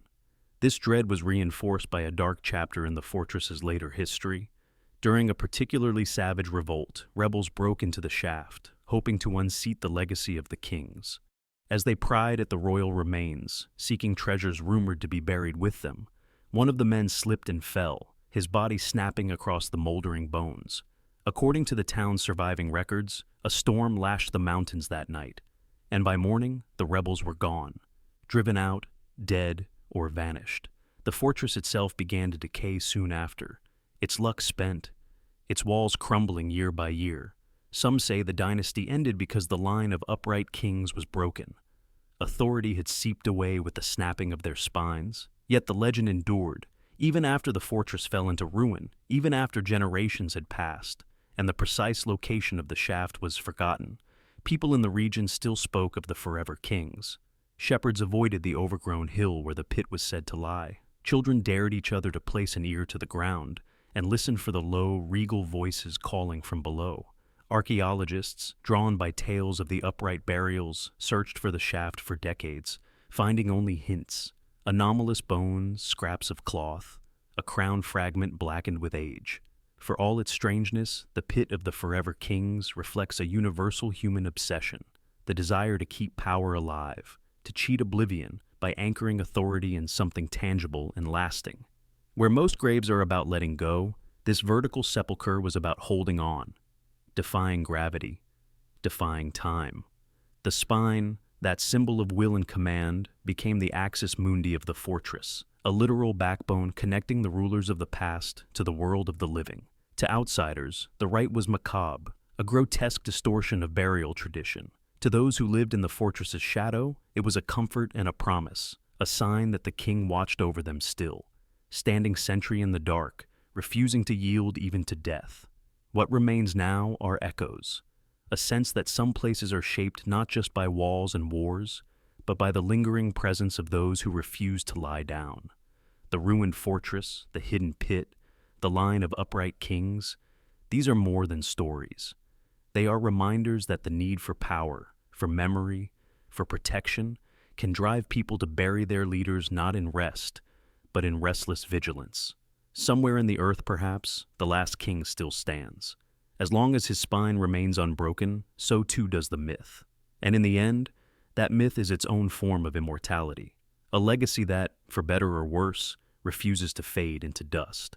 The Sorcerer's standing grave that grew warmer each year. In the tangled, fog-soaked streets of medieval Prague, shadows lived longer than men. There were corners where lanterns dared not shine, cellars that seemed to reach deeper than the city's foundations, and whispers that grew sharper after midnight. But among all the city's dark tales, none inspired more fear than the grave that would not cool, the chained sorcerer's tomb, hidden in a forgotten patch of earth, its secret known only to those who still believe that not every legend is dead. This is no fairy tale. Prague was once the alchemical heart of Europe, a crossroads for scholars, outcasts, and charlatans, drawn by rumors of the philosopher's stone and the emperor's own obsession with immortality. Here, suspicion was a currency more valuable than gold, and accusations of sorcery could ignite a mob. Our story begins in the late 15th century with a man whose name, like so many from that era, has vanished into the mists. He was neither noble nor priest, but his reputation for unholy knowledge grew with each passing year. The locals whispered that he could summon storms, speak with the dead, and heal wounds that should have festered. Some said he could freeze a bird in flight or command a rat to speak a child's name. Inevitably, suspicion turned to fear. It takes only one failed harvest, one fevered child, or one inexplicable death for a community to seek a scapegoat.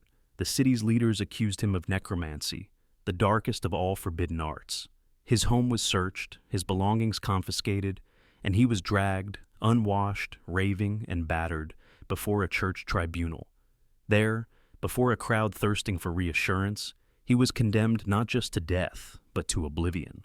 Yet what followed was not a typical execution, and certainly not a Christian burial.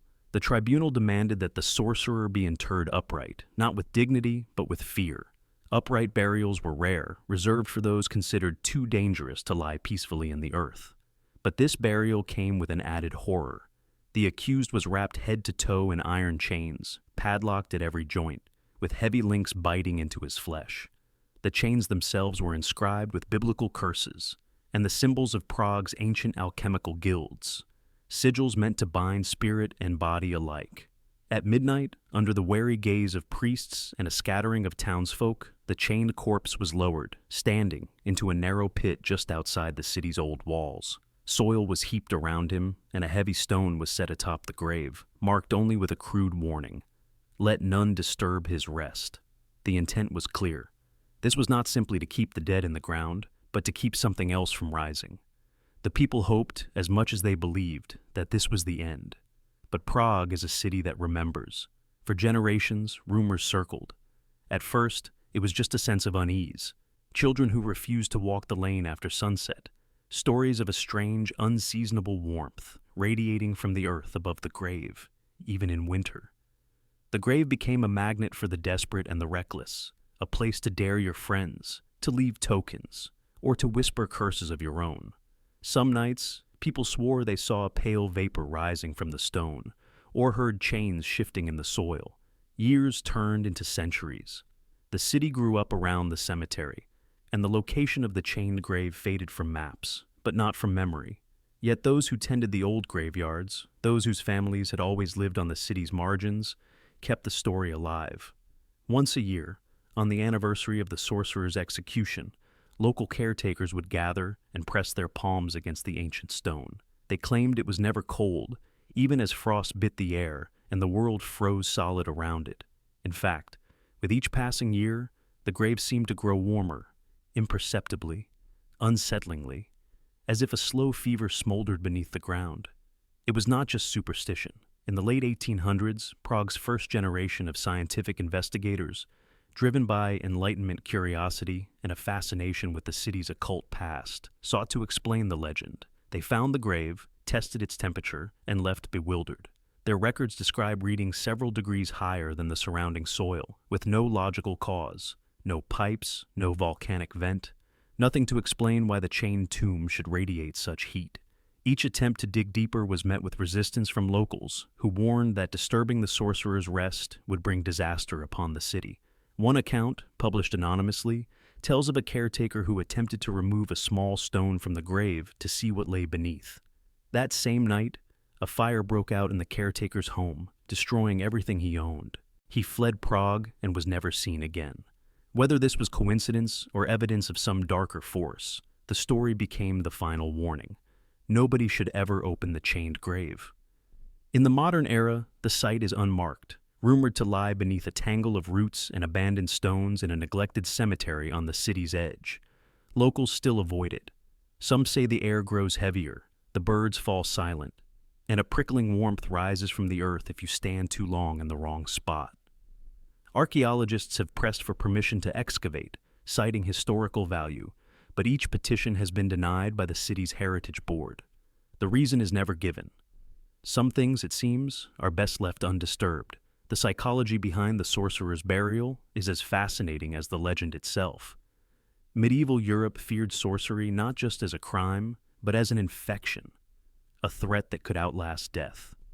The upright chained burial was a ritual of containment, an attempt to bind not only the body but the spirit to ensure that the accused could neither return nor corrupt the living.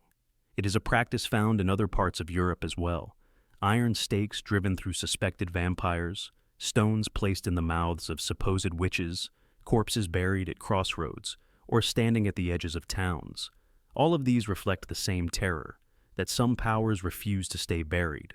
Why did the grave grow warmer with each year? Was it a trick of the mind, a quirk of geology, or something stranger?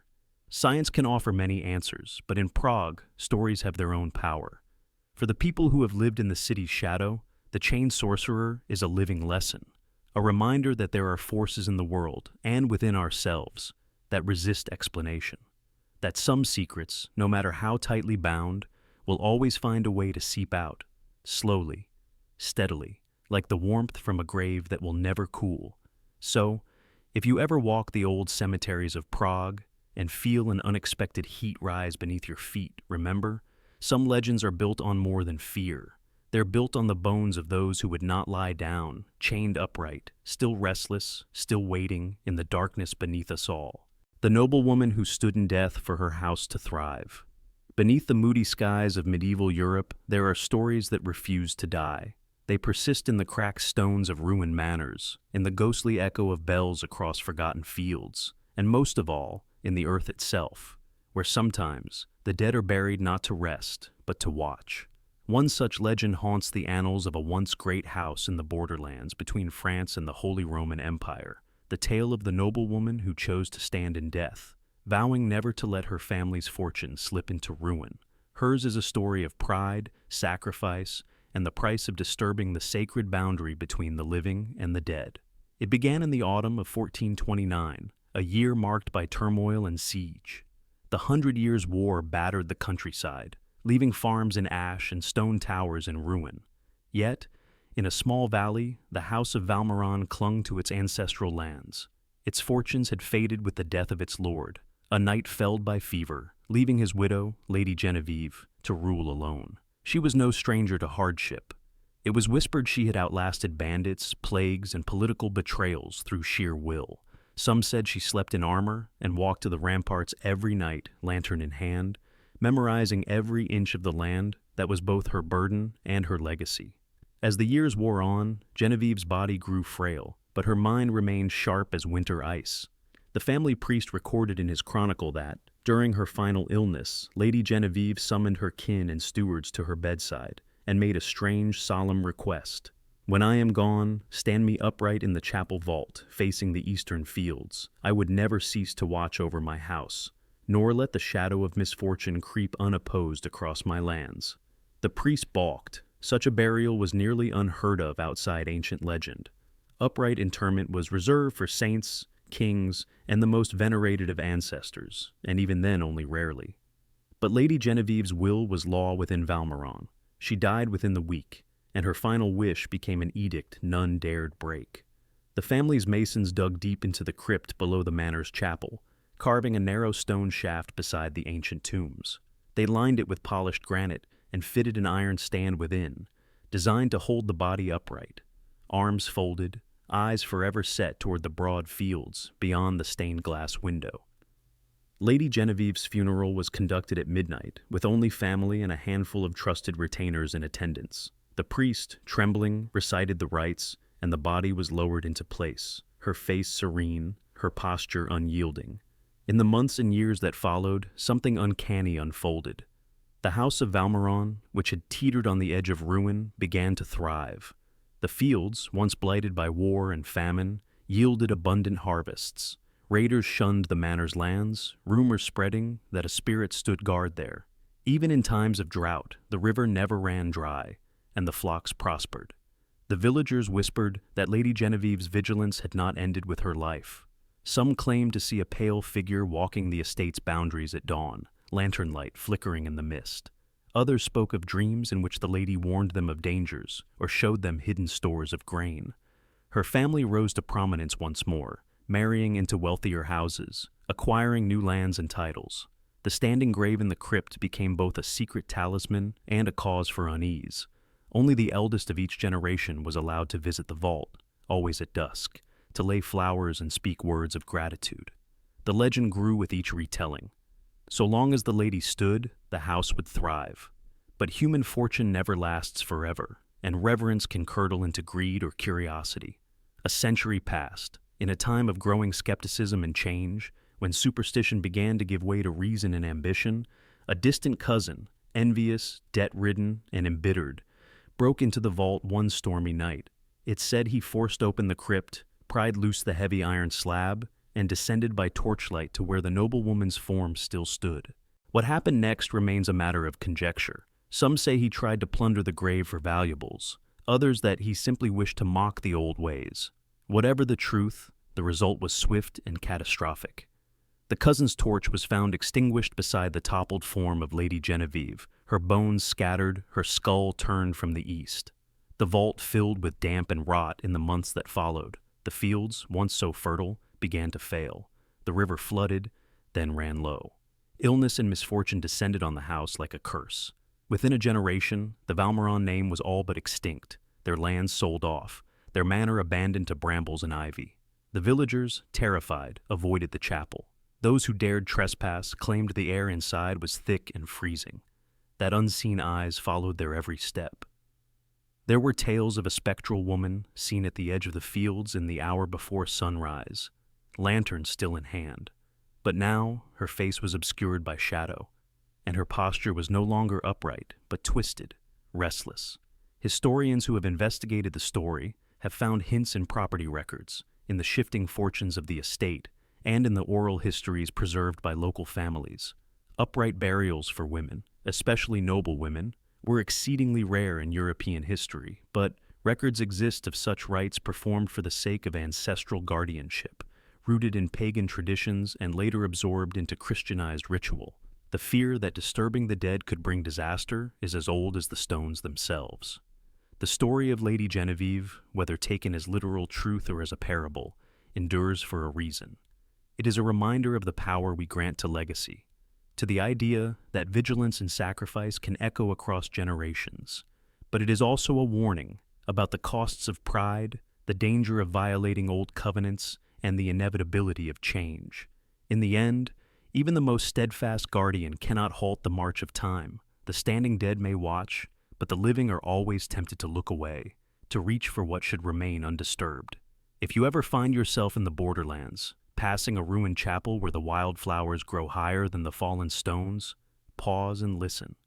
You might hear the faint ring of iron or catch a glimmer of lantern light in the mist, and you'll know that once a noblewoman stood watch for her house, not in hope of peace, but in defiance of oblivion. Her vigil ended not when she was laid to rest, but when the living forgot to honor what they owed the dead. In that silence, the line between fortune and ruin, memory and myth, grows thin as mist, and the world holds its breath, waiting for someone once again to stand upright against the darkness. The stone circle that was a vertical graveyard.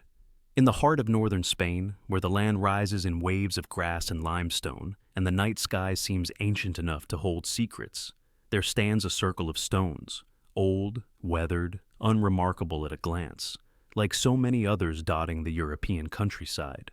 But what lay beneath this circle was anything but ordinary.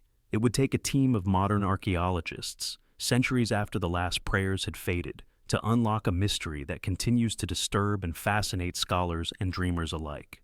A medieval graveyard unlike any other, where the dead did not lie down. Instead, they stood, shoulder to shoulder, arranged in a perfect ring beneath the earth. Each skull turned inward, each face forever fixed on the empty space at the circle's heart.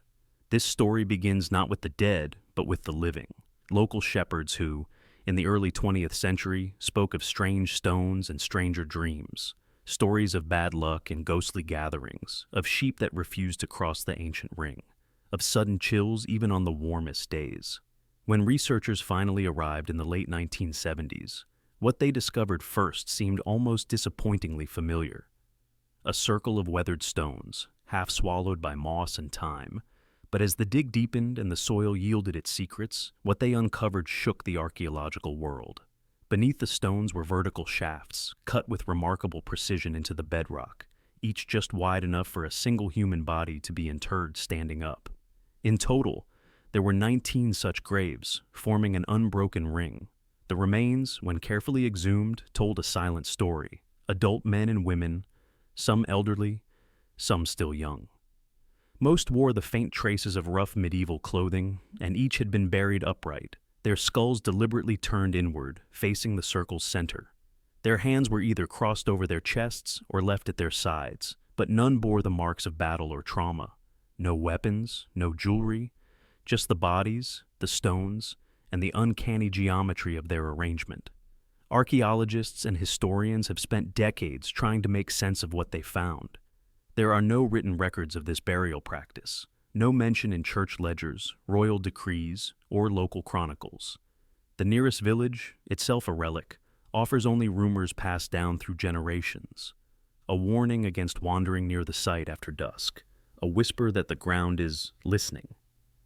The graves date from somewhere between the 11th and 13th centuries, a time when northern Spain was a patchwork of Christian and Muslim kingdoms, plagued by both holy wars and heretical sects, and alive with strange secretive cults that left few traces but endless speculation.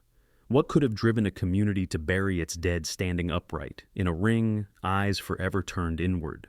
The theories are as haunting as the graves themselves. Some suggest a ritual of eternal vigilance, a community ravaged by enemies, disease, or betrayal, determined to guard its heart, symbolic or literal, across the centuries.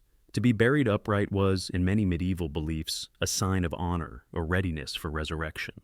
But to form a circle, to face inward, hints at something more communal, perhaps a hope that even in death, these souls would remain united, holding vigil, protecting a secret, or waiting for a signal that never came. Others point to the landscape's pagan past. Stone circles have long been associated with ancient rites, astronomical alignments, and the liminal spaces between worlds. Was this site a Christianized version of a much older tradition, an attempt to sanctify the old ways with a new layer of meaning? Or was it something even stranger, a deliberate rejection of both pagan and Christian norms, a heretical act that the church would later erase from memory. No grave goods, no crosses, no icons, just the silent testimony of the earth itself. The physical evidence offers tantalizing details. Analysis of the bones shows no sign of violence, starvation, or plague. These were not criminals, outcasts, or the victims of mass death. If anything, their bones suggest a population of average health, many of whom lived into their 5th or 6th decade, a remarkable feat in medieval Spain. The ring's center, when excavated, yielded only a single small stone basin, empty, save for a thin layer of ash, carbon dated to the same period as the burials. Was this a ritual hearth, a place of offerings, or something more mundane? No one can say. In the absence of records, stories flourish. Some villagers still whisper that the circle marks the resting place of a forgotten order, perhaps guardians of a lost relic, or keepers of a forbidden prayer. Others say it is a prison, not a sanctuary, that the dead were sealed together to contain some ancient curse, their faces turned inward to keep watch on the evil that could never be allowed to escape. Some even claim to see faint lights dancing within the circle on certain nights, or to hear low voices murmuring just below the threshold of hearing. Science finds no evidence of the supernatural, but neither can it offer a satisfying explanation for the unique and chilling arrangement of the dead. For the archaeologists who unearthed the ring, the experience was transformative. Many spoke of a sense of being watched, of unease that lingered long after the dig was done. One even refused to return to the site, claiming that each night he dreamed of standing silently in darkness, surrounded by others, all facing the same inscrutable center. The site was carefully studied, mapped, and ultimately resealed, out of respect, perhaps, or out of a deeper, unnamed fear.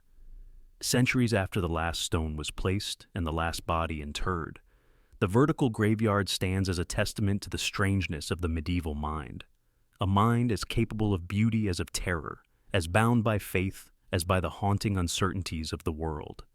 The stone circle reminds us that even the dead can keep secrets, and that sometimes the earth itself is the only witness to the hopes, fears, and mysteries of those who came before us. So, if you ever find yourself wandering the wild hills of northern Spain and you come upon a circle of ancient stones, tread softly. You walk above the silent, standing dead, 19 faces forever fixed on a center no living eyes have seen, 19 stories locked in a ring with no beginning and no end. What were they guarding or watching or waiting for? The truth, if it ever surfaces, is still buried in the darkness beneath your feet. The royal guard buried at attention. In the long shadows of history, beyond the chronicles of kings and the golden records of dynasties, there exists a legend both haunting and inspiring, a tale of loyalty so absolute it transcended even death. It is the story of the royal guard buried at attention, an elite brotherhood whose unwavering duty became their legacy, whose final watch endured not for years, but for centuries beneath the earth. In this tale, honor is not a word, but a living force, etched into stone and bone, and revealed to the world only by the restless hand of fate. The roots of this legend trace back to a forgotten kingdom, somewhere between the mountains and rivers of Eastern Europe, a land ruled by a lineage whose power depended as much on myth as on might. In this realm, the king's most sacred treasure was not gold, nor jewels, nor written law, but a simple iron crown, a symbol said to grant legitimacy to any who wore it, forged in blood and blessed by the first monarch under a storm-split sky. The protection of this crown fell to the royal guard, an order chosen from birth, trained in secrecy, and bound by oaths that no ordinary soldier could comprehend. The guard was more than a fighting force. They were a living wall between the throne and chaos. Each member swore not just to defend the crown in life, but to guard it in death. Their rituals were cloaked in silence and ceremony. Only the king and his closest advisors knew the full extent of their charge. When the drumbeat of war or the shadow of treachery threatened the royal line, it was these men, unyielding, anonymous, unbreakable, who stood at the palace gates, their spears raised as if challenging the very future. But kingdoms fall. Civilizations fracture. There came a time, perhaps in the 14th or 15th century, when the winds of invasion swept across the land, burning fields and breaching fortress walls. The royal family, faced with extinction, devised a desperate plan. The Iron Crown must never fall into enemy hands. It was secreted away beneath the palace, hidden in a chamber carved from stone and sealed with ancient prayers. Around it, the royal guard prepared for their final watch. One by one, as the enemy advanced, the chosen guards entered the chamber, dressed in full regalia, helms polished, cloaks drawn, spears in hand. The crown sat atop a pedestal of black marble, gleaming in the flickering torchlight. There were no words of farewell. With grim, unspoken resolve, each guard took his place in a circle, forming an unbroken ring around the treasure. Their commander, whose name is lost to history, was the last to enter, sword drawn in silent salute. Outside, the battle raged. Inside, time itself seemed to pause. When the chamber was sealed, it became both tomb and fortress. Legend holds that the king himself oversaw the ritual, pressing his hand to each man's shoulder, blessing them for the final duty only the bravest could accept. The stone door closed with a thunderous echo. Above, the palace was razed, the royal line extinguished, the kingdom itself fading into ruin and memory. Yet, beneath the earth, the guards stood fast, buried alive at attention, their faces set toward the crown, their bodies frozen in eternal vigilance. Centuries passed. Forests grew where cities once stood. Rivers shifted course. The old palace became little more than a hillock of stone and weeds, known only in half-remembered tales told by wandering shepherds and curious children. The world forgot the crown, forgot the guard, forgot the pact sealed in darkness, until nature itself decided to reveal what was hidden. It was a spring unlike any other. Unseasonable rains swelled the rivers, churning mud and uprooting ancient trees. A torrent of water crashed through the hills, carving deep scars into the land. Where the old palace foundations had lain, the flood ripped open the earth, exposing chambers untouched for centuries. Local villagers, drawn by the devastation, stumbled upon a sight that would echo across Europe: the stone vault, now half collapsed, its entrance yawning wide in the muddy ground. Word spread quickly. Peasants, priests, and scholars came to see what the flood had revealed. Inside the vault, torches lit up a scene that defied belief. The royal guard stood exactly as legend had promised, upright, armored, each man grasping a spear tipped toward the ceiling. Their faces, though gaunt and hollowed by time, bore expressions of unyielding purpose. At the center of their circle, untouched by rust or decay, rested the Iron Crown, still gleaming beneath centuries of dust. No one had fallen. Not one guard had slumped or collapsed, despite the passing of ages. The circle was unbroken, the formation perfect, as if they had simply closed their eyes and chosen not to wake. Some whispered that it was a miracle, proof of the guard's holiness. Others saw it as a sign of powerful embalming or an engineering marvel. But to those who entered that crypt, the feeling was unmistakable. This was not a tomb, but a watchpost, a final stand against time itself. The local clergy declared the site sacred. Pilgrims flocked to the ruins, lighting candles for the souls of the faithful departed. Some claimed that, at dawn, a shaft of sunlight would penetrate the chamber and illuminate the crown, casting eerie shadows that seemed to animate the guardians once more. Legends multiplied. Some said the guard's spirits would rise to defend the land if the crown were ever threatened.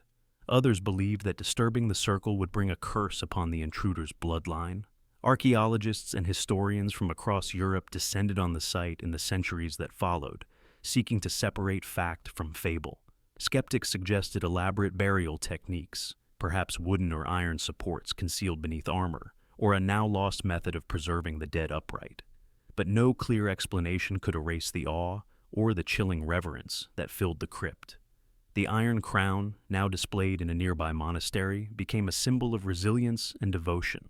The guard's spears, remarkably preserved, were arranged in a circle as they had stood for centuries, each inscribed with a name or symbol lost to language but burning with mystery. For generations, the site became a place of pilgrimage, not just for the pious, but for soldiers, rulers, and ordinary folk who sought to understand the meaning of true loyalty. And so, the legend endures. The royal guard who were buried at attention did not merely protect a crown. They protected an ideal. Their final duty, performed in silence and darkness, became a beacon for all who follow. When the flood revealed their secret, it was as if history itself bowed in respect to those who stood their ground, even in death, even as the world moved on. In the end, perhaps the most powerful lesson is not found in the crown, or even the preserved bodies, but in the invisible bond that endures between those who serve and the values they defend. The Royal Guard's last watch reminds us that honor, once pledged, can transcend the grave, and that sometimes, in the deep silence beneath history's flood, true loyalty still stands. You said, the mountain grave that echoed footsteps. In the Alps, a traveler was buried standing inside a glacier. Locals claim they still hear pacing beneath the IC. The law of soul elevation by standing burial. In the age of castles and candles, when the boundaries between faith and fear blurred beneath Gothic arches, a doctrine quietly took root among the scattered villages of medieval Europe. A doctrine so strange, so steeped in yearning for salvation, that even the most learned priests struggled to stamp it out. This was the law of soul elevation by standing burial. The belief that when a soul left the body, it could be lifted closer to heaven, not by prayer alone, but by the simple, defiant act of refusing to let the dead lie down. The origins of this belief are as shadowy as the crypts it left behind. Some trace it to the early centuries after the fall of Rome, a time when old pagan customs mingled uneasily with new Christian theology. The ground was thick with uncertainty, with superstition, with desperate hope that death was not an ending, but a beginning. Into this fertile soil, the idea was sown, that to be buried upright, to stand even in death, was to climb, if only by inches, toward the paradise promised by God. In dusty handwritten manuscripts now kept behind glass, the argument appears again and again, couched in the language of the devout. A man who lies down surrenders, relinquishes his struggle, gives in to the gravity of the grave. But a soul whose vessel stands, shoulders squared, head lifted, refuses surrender. Each body buried thus, the theologians claimed, brought the soul, one angel's height, closer to the gates of heaven. For parents who had lost a child, for warriors fallen in battle, for the pious who feared the torments of purgatory, this idea was irresistible. What loving soul would not give their dead every possible chance at the next life? So, in corners of Europe, small hamlets in France, in the Rhineland, in the shadowed forests of Bohemia, the practice flourished in secrecy. Graves were dug deep and narrow. The body, often wrapped in a simple shroud or a monk's habit, was lowered feet first, sometimes roped in to keep the bones upright. At midnight, in small candlelit ceremonies, families would gather to see their loved one stand for the final time. Prayers were whispered, sometimes in Latin, sometimes in a local tongue. The earth was packed tightly around the corpse, and a single stone marked the spot, rarely a cross, more often a plain marker, the better to avoid questions from wandering churchmen. For a time, the church turned a blind eye, preoccupied with heresies far more explosive. But word traveled. Monks, tasked with mapping burial grounds and keeping order among the faithful, began to notice. They reported graves oddly aligned, headstones closer together than was possible for recumbent bodies. Some priests, alarmed, wrote in their journals of the standing dead, warning that such acts risked the soul's salvation, not secured it. The body, they argued, was to be laid as Christ had lain, horizontal, passive, awaiting resurrection at the last trump. Yet the belief persisted, fed by rumors and miracles. In one tale, a village racked by plague lost dozens of its children, who were buried upright in a secret field. Months later, when the disease passed and the bishop finally arrived, the mothers swore they heard singing from beneath the earth. In another, a warrior who fell defending his town was interred standing by his shield. The next spring, the crops flourished as never before, and the elders declared that the dead man's soul had climbed high enough to plead their case before heaven. Not all stories ended in comfort. The church, threatened by what it saw as a challenge to its authority, issued edicts and sent inquisitors to root out the practice. In a series of synods during the 12th and 13th centuries, standing burial was denounced as a superstition, a dangerous mixing of pagan and Christian thought. Anyone caught performing it was threatened with excommunication. Parish priests were told to examine new graves carefully, and some families who persisted were forced to rebury their dead in the approved manner. Still, traces of the custom endured. Archaeologists in modern times have uncovered narrow, vertical pits, some barely wide enough for a human form, in ancient churchyards, their stones unmarked except for faint, mysterious carvings. Skeletal remains have been found standing upright, vertebrae compressed by centuries of soil, the bones often astonishingly well preserved. In certain regions, old maps still mark a saint's field or upright meadow, their secrets protected by layers of folk memory and fear. Even now, villagers in some forgotten corners tell tales of the elevated dead. On certain nights, they say, blue flames dance above these special graves, a sign, perhaps, that an angel stoops to guide a soul one step higher. In the quiet of the evening, when the church bells fade, old women murmur prayers not for rest, but for ascension. May the soul rise, may the soul stand tall, may the soul walk closer to the light. The law of soul elevation stands as a testament to the strange, beautiful resilience of belief. The need to grant the departed every possible hope, to stack the odds in their favor against the abyss.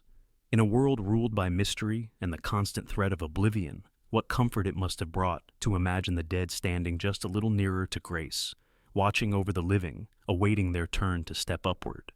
The Church's denunciation did little to erase the marks left behind.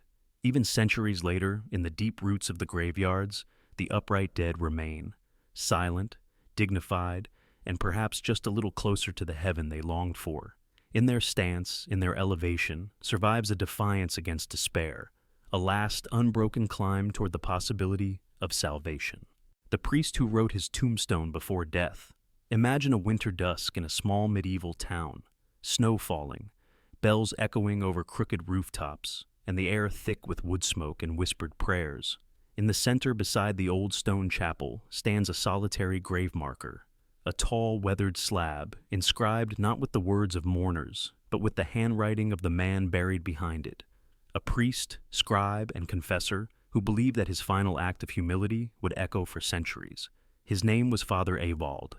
Though the centuries have blurred the spelling and softened the details, he was a scholar, a chronicler, and, most of all, a man tormented by conscience. In life, Ewald bore the secrets of the village. He had baptized their children, absolved their darkest sins, and watched, helpless, as war, famine, and pestilence battered his flock. But the confessions he heard, the temptations he faced, and the judgments he rendered weighed on him like stones. In those days, the church was both sanctuary and judge, and its priests felt every contradiction. Ewald's work as a scribe gave him a peculiar power. His words outlasted his voice. By the flicker of candlelight, he copied gospel and law, history and heresy. He grew convinced that ink and stone could carry a soul's burden further than flesh. So, as he grew older, haunted by doubts, he resolved to write his own epitaph. But unlike other men who wished for comforting praise or sanctified poetry, Ewald's words would be a confession, a public accounting of the sins he feared could stain his soul even after death. On a cold night, he began his work. He carved the first lines himself, chisel biting into granite. Here lies Ewald, priest and scribe. These are my sins, which I name so they might not follow me beyond the grave. For days he wrote, cataloging not just his own failings, but the moments he judged too harshly, the kindness he withheld, the secrets he could not forget. Parishioners saw him laboring in the churchyard, body hunched, hands raw, voice murmuring prayers between each stroke. Some pitied him, others wondered if he had gone mad. No one interfered. But Ewald was not done. He summoned the town elders and told them his final wish. When he died, they must stand him upright in his grave, behind the slab, so that his body faced the words he had written. He must not lie down, he insisted, for the weight of his sins might settle upon him and chain him to the earth. Instead, he wished to stand in humble penance, ever watchful, between his deeds and the world. The elders, unsure whether to call this heresy or genius, reluctantly agreed. After all, he had served them faithfully, and his confession, so public, so raw, moved even the hardest hearts. The day of his passing was somber and strange. Ewald's body was dressed in his faded cassock, his hands clutching a wooden cross. 6 men lowered him, upright, into a narrow pit just behind the slab. He was placed so that, in the darkness, his gaze would forever fall upon the lines he had carved. Earth was packed around him. Prayers were whispered in the cold. No bell rang for him. No grand procession. Only the silent watch of a town uneasy with what it had witnessed. Over the years, Evald's grave became a place of pilgrimage and of warning. Travelers who passed by claimed to feel an odd chill, a sense of being watched, especially after dusk. Some villagers believed that Evald's upright spirit stood guard, not just over his own soul, but over theirs, reminding them that confession meant nothing without true humility. Children dared each other to run past the grave at midnight. Old women left small stones or scraps of paper scrawled with confessions at its base, hoping the priest's penance might absorb a bit of their own guilt. But as centuries passed, the grave's legend deepened. Monks who visited the site recorded stories of dreams in which Evald appeared, standing tall, robed in shadow, repeating his epitaph in a voice that grew louder each year. A few chroniclers speculated that Evald's fear was well-founded, that sins could settle like dust upon the body, weighing down the soul. They pointed to old heresies, long outlawed, which held that confession must be both public and unending if the stain of sin was to be kept at bay. Modern archaeologists and historians have searched for Evald's grave, following cryptic parish records and the fading slab's inscription. In some churchyards, upright burials have indeed been found, rare, but always linked to men or women who died in penance, or who sought to atone for what the living could not forgive. The standing skeleton, back to the world, facing a stone confession, is a testament to the medieval mind's terror of spiritual weight, the belief that to lie down was to be claimed, to sink, to never rise again. What drove Evald to this final act? Perhaps it was guilt, but perhaps it was something deeper, a hope that by standing over his own confession, he could hold his past at bay, forever reminding the living to speak their truths, however uncomfortable. In a world where the line between salvation and damnation felt razor thin, where every soul was watched by God and by neighbor, Evald's grave was both a mirror and a warning. To stand is to refuse to let your sins settle. To write your own epitaph is to own your life and your regrets with eyes wide open. Today, if you stumble upon a lonely, inscribed slab in an ancient churchyard, remember the priest who carved his own fate. Whisper your secrets to the wind and feel, just for a moment, that you too are standing between your sins and the world, waiting for forgiveness that may never come, but refusing to lie down and let regret win. The law that required heretics to stand in death as punishment. In the shadowed corners of medieval Italy, there were laws not just written to control the living, but to haunt the dead. Some statutes reached beyond the grave, enforcing their judgments on the bodies of those condemned, so that even in death, punishment would be visible, a warning as much as a sentence. Of all these legal terrors, few were as chilling or as effective in shaping public memory as the law that required accused heretics to be buried upright, denied the peace of horizontal rest, locked forever in a position of shame and defiance, with iron rods driven into their knees to keep them from falling or kneeling.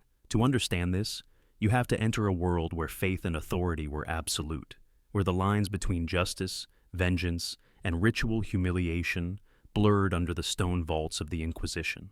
Medieval Italy in the 12th and 13th centuries was a land riven by doctrinal strife.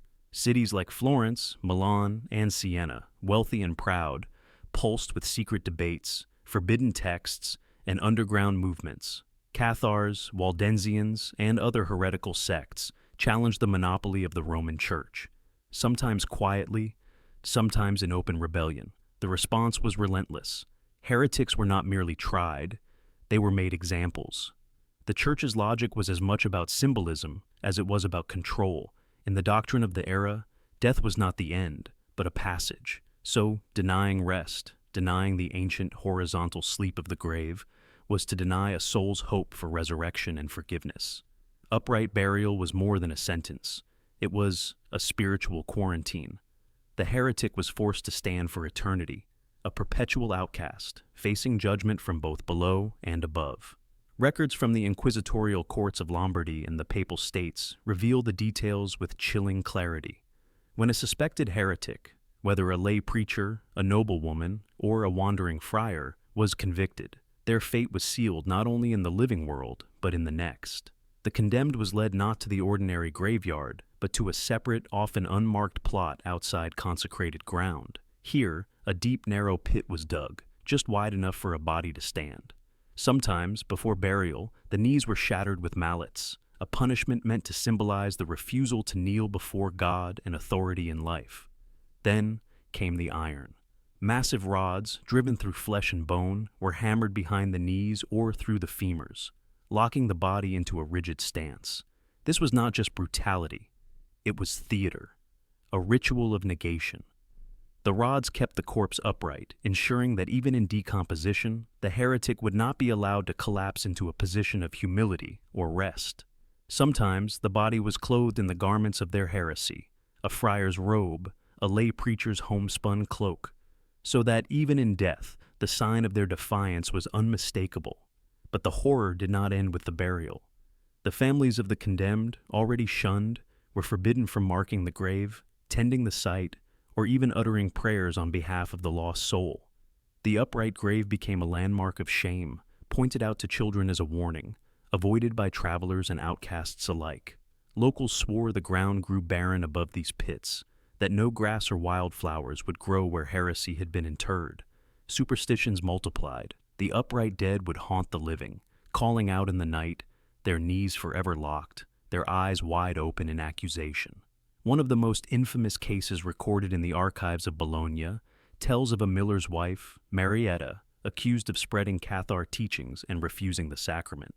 When she died under interrogation, the inquisitors ordered her body buried upright at the crossroads, knees shattered with a heavy iron rod twisted into place. For decades afterward, travelers claimed the ground around the grave would never settle, as if the earth itself rejected the violence done in its name. Even the local bishop refused to walk that path after sunset.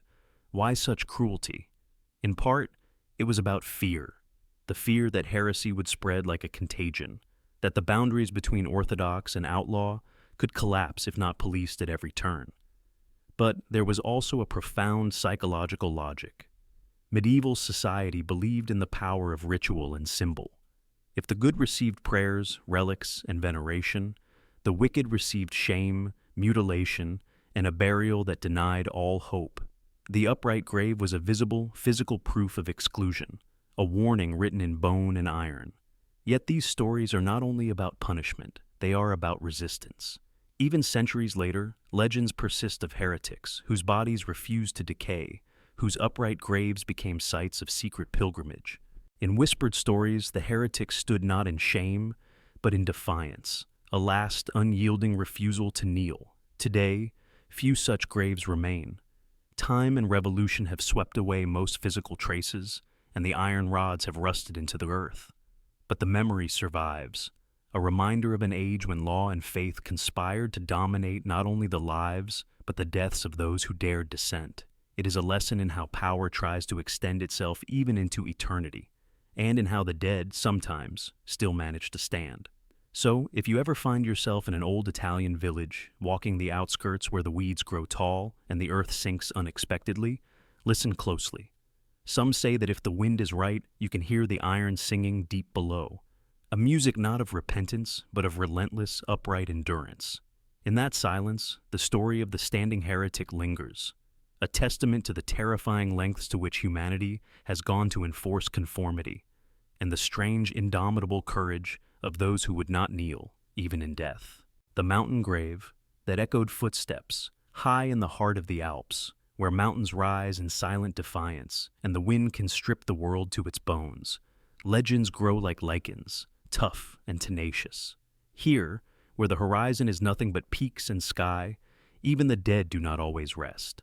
There is a story, old as the snows themselves, about a grave that is not truly silent, a solitary traveler who found an upright tomb within a glacier, and the mysterious footsteps that echo beneath the ice, long after the world should have forgotten them. The story begins in the late Middle Ages, in an era when travel through the Alps was both necessity and ordeal.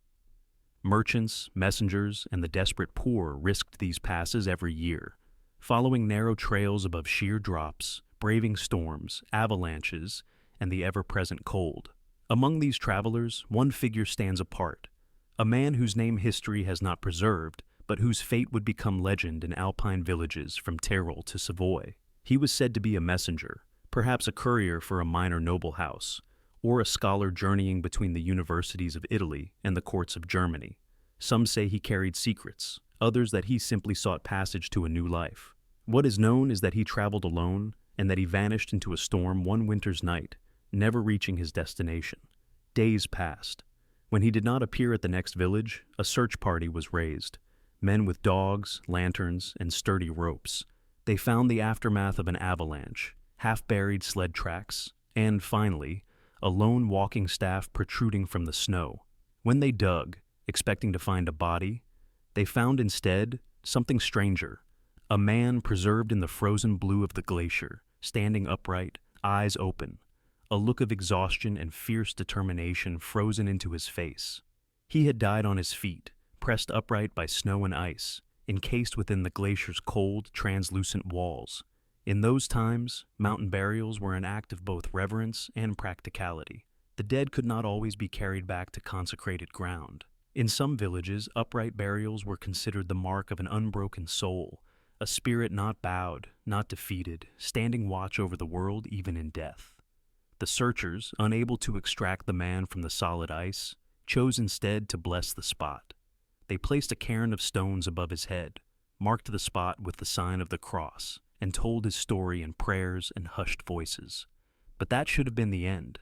Another lost traveler, another cross on the high passes, except for the echoes. The first to report it were the herders, spending lonely nights in the high summer pastures.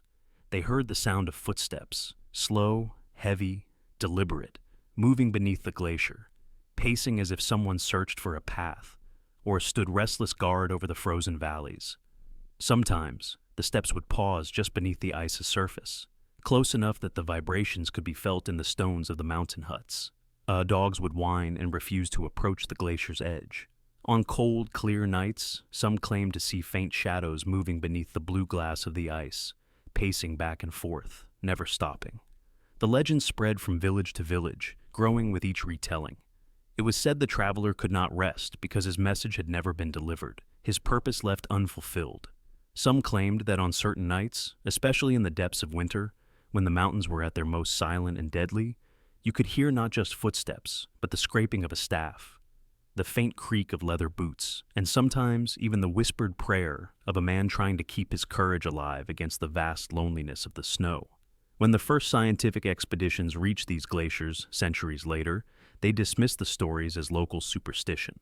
Yet even they recorded, almost reluctantly, strange acoustic phenomena, the shifting of ice layers, the hollow resonance of meltwater tunnels, the way sound travels far and warps beneath the glacier's surface. But when pressed, some admitted that the sounds did not always match what the glacier should produce. The pattern of footfalls, measured, regular, stopping and starting, did not behave like the random groans and pops of shifting ice. Modern archaeologists have occasionally found remnants, a fragment of cloth, a buckle, a leather strap, all dated to the medieval period, all preserved by the ice. No one has ever found the body, but the cairn of stones still stands, maintained by generations of locals who may not remember the man's name, but have not forgotten the story. Sometimes, offerings of bread or a sprig of pine are left at the site, a tradition whose origins have faded, but whose meaning remains clear. Respect for the restless dead, and a plea for safe passage. What is it about this story that haunts the living? Perhaps it is the image of the lone traveler, frozen forever between worlds, unable to lie down, unable to move on. Perhaps it is the sense that the mountains, for all their majesty, are indifferent to human fate, that the best we can hope for is to leave a mark, a story, an echo behind. Or perhaps it is the hope that something of the human spirit is as enduring and unyielding as the ice itself. The legend endures because every year brings new listeners. Climbers, skiers, and hikers all hear the story from the locals. Do not linger at the old cairn after sunset. Do not listen too closely to the ice, lest the footsteps find you, or you find yourself compelled to follow them. Some say the traveler's soul will only rest when his journey is finished, when someone finally understands the message he carried. Others believe he has become a guardian, pacing the glacier to protect the living from the mountain's wrath. So, next time you find yourself among the high snows, with the world silent, except for the wind and your own heartbeat, pause a moment at the cairn and listen. In the stillness, beneath the slow breathing of the glacier, you may hear it. the deliberate, lonely footsteps of a traveler who refuses to rest, echoing through the ages, keeping his long vigil beneath the unmelting ice. And know that, for as long as the mountains stand, the line between the living and the dead is thinner than the world admits, kept alive by memory, by legend, and by the slow, inexorable pacing of a soul that will not surrender to silence. The tomb of the eternal librarian. In a forgotten corner of medieval Europe, where the candlelit corridors of stone monasteries once sheltered the wisdom of 1,000 years, there remains a legend both haunting and profound. It is the story of the eternal librarian, a scholar whose mind became a vault of civilization, whose devotion to knowledge was rewarded and cursed with the strangest of burials. His story endures in whispered prayers and creaking floorboards, echoing through the locked room beneath the ancient archives where he still stands watch over the lost memory of the world. The tale begins in the 14th century, in a monastery perched on a windswept hill, its towers rising above the forests like the fingers of a praying saint. Within these walls, knowledge was more than power. It was the last defense against darkness. Monks toiled in scriptoriums, copying fragile manuscripts by hand, translating ancient wisdom, preserving histories, philosophies, theologies, and the secrets of nature itself. Their library was both sanctuary and fortress, its shelves groaning with parchment and vellum, guarded night and day as fiercely as any relic. Among these keepers of knowledge was one who surpassed them all. The records call him only Brother Ambrosius, but his true legacy is legend. Ambrosius possessed an eidetic memory so exact it was said he could recite the entirety of Augustine, Galen, or Aristotle from heart. He was quiet and odd, often seen muttering passages as he swept the halls or stood gazing at the moon, his mind always turning over another fragment of text. The other monks respected and feared him in equal measure. In an age when fire, war, or plague could erase centuries in a night, Ambrosius was a living backup, a final safeguard against oblivion. The abbot understood what a treasure Ambrosius was. During a terrible winter, when invading armies approached and rumors of heresy spread, the abbot made a pact with the scholar. Should the unthinkable happen and the monastery fall, Ambrosius would attempt to flee, carrying with him as much knowledge as he could, inside his mind if nowhere else. But Ambrosius refused to leave. To him, the library was not merely a collection of books, but the heart of faith itself. "If these walls are breached," he whispered, "then I shall remain, and memory with me." The winter was long and brutal. Famine and disease ravaged the land. Yet, inside the library, by flickering candlelight, Ambrosius led the work of copying and recitation, drilling the younger monks to remember, to repeat, to carry every word inside them, as if it were bread for the soul. When news finally arrived that a rival lord's army was burning towns in the valley below, the monks panicked. Some hid the most precious volumes in caves, others buried them beneath the chapel. But Ambrosius stood calmly at the center of the library, reciting the rule of Saint Benedict, one hand on the chained volumes, as if daring fate itself to approach. The attack, when it came, was swift but incomplete. The monastery was plundered but not destroyed. The invaders, seeking gold and relics, left most of the library untouched. The abbot credited Ambrosius's prayers, and perhaps his reputation. There were rumors that any who harmed the scholar would be cursed with forgetfulness, their lineage doomed to vanish from memory. But the ordeal took its toll.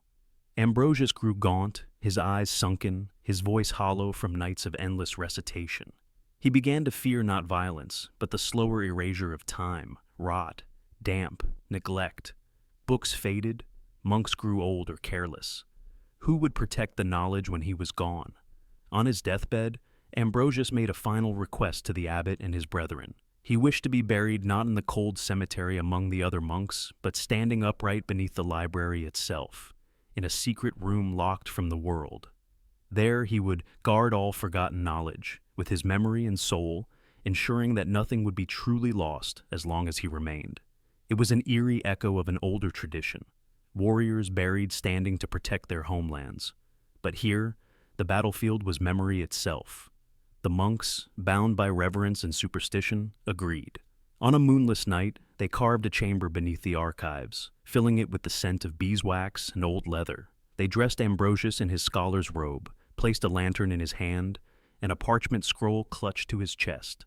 One by one, the monks filed past, whispering the first lines of their favorite texts, as if entrusting their memories to him for safekeeping. They lowered him into the chamber, feet set firm, eyes facing the wall of books above. Some say they heard him murmur a blessing or a warning before the door was closed. The lock was forged of black iron and sealed with the monastery's sigil. Above, in the library, a single tile was inscribed with the Latin phrase, Quod memoria custodit non perit. What memory guards is never lost. Years turned to centuries. The monastery survived fire, plague, even the madness of the Reformation. Books were lost and found again, shelves rebuilt. But the legend of Ambrosius grew. Strange things were reported in the archives at night. The rustling of pages with no wind, the scent of ink and wax when no one had entered for hours. Monks swore they heard the scholars' measured footsteps below the floorboards, or the soft echo of Latin prayers rising through the cracks. When scholars from distant universities visited, the old librarian would unlock the archives, but never the room beneath. It became a test of devotion.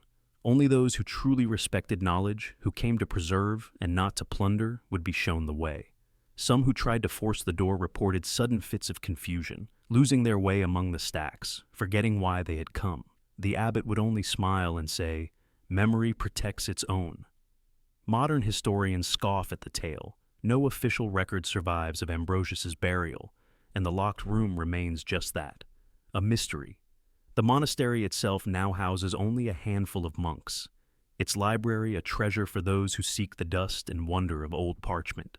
But even today, as evening falls and the wind rattles the ancient glass, a few caretakers will glance at the locked door, crossing themselves before returning to their books.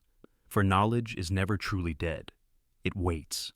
Sometimes in the pages of a forgotten tome, sometimes in the mind of a devoted soul, and sometimes, just sometimes, standing vigil beneath the floorboards, guarding the world's memory until the final candle burns out. If you ever wander those shadowed halls and feel a presence, or catch the faintest whisper of a phrase you never learned, you may be closer to the eternal librarian than you know. And somewhere, behind that door, the last guardian of forgotten knowledge still stands, silent, upright, and eternal, until every memory is safe. The upright burial law for the unfinished. In the tangled labyrinth of medieval law, where justice was as much a spectacle as a sentence, and fear was wielded as a tool for order, there once existed a statute so peculiar, so quietly chilling, that even its memory lingers like an echo in the stones of abandoned graveyards. It was known to only a few as the upright burial law for the unfinished, a decree that demanded the dead should not rest if, in life, they had left their oaths unresolved. The law's origins have nearly vanished, blotted out by the centuries, surviving only in scattered chronicles, faded parish records, and the superstitions that ripple through old country villages. Yet, its purpose was unmistakable, to serve as a lesson, a warning, and a punishment that outlasted mortal breath. In an age where a sworn promise was sacred, binding before God, king, and community, a broken or unfinished vow was not just a personal failing, but a breach in the very fabric of society. It was in the law books of isolated fiefdoms and fiercely traditional towns that this rule first appeared, scribbled in Latin or Old French in the margins beside more conventional statutes. The text was blunt. Let he who dies with his word undone be stood in the earth, so that even in death he is denied the comfort of sleep.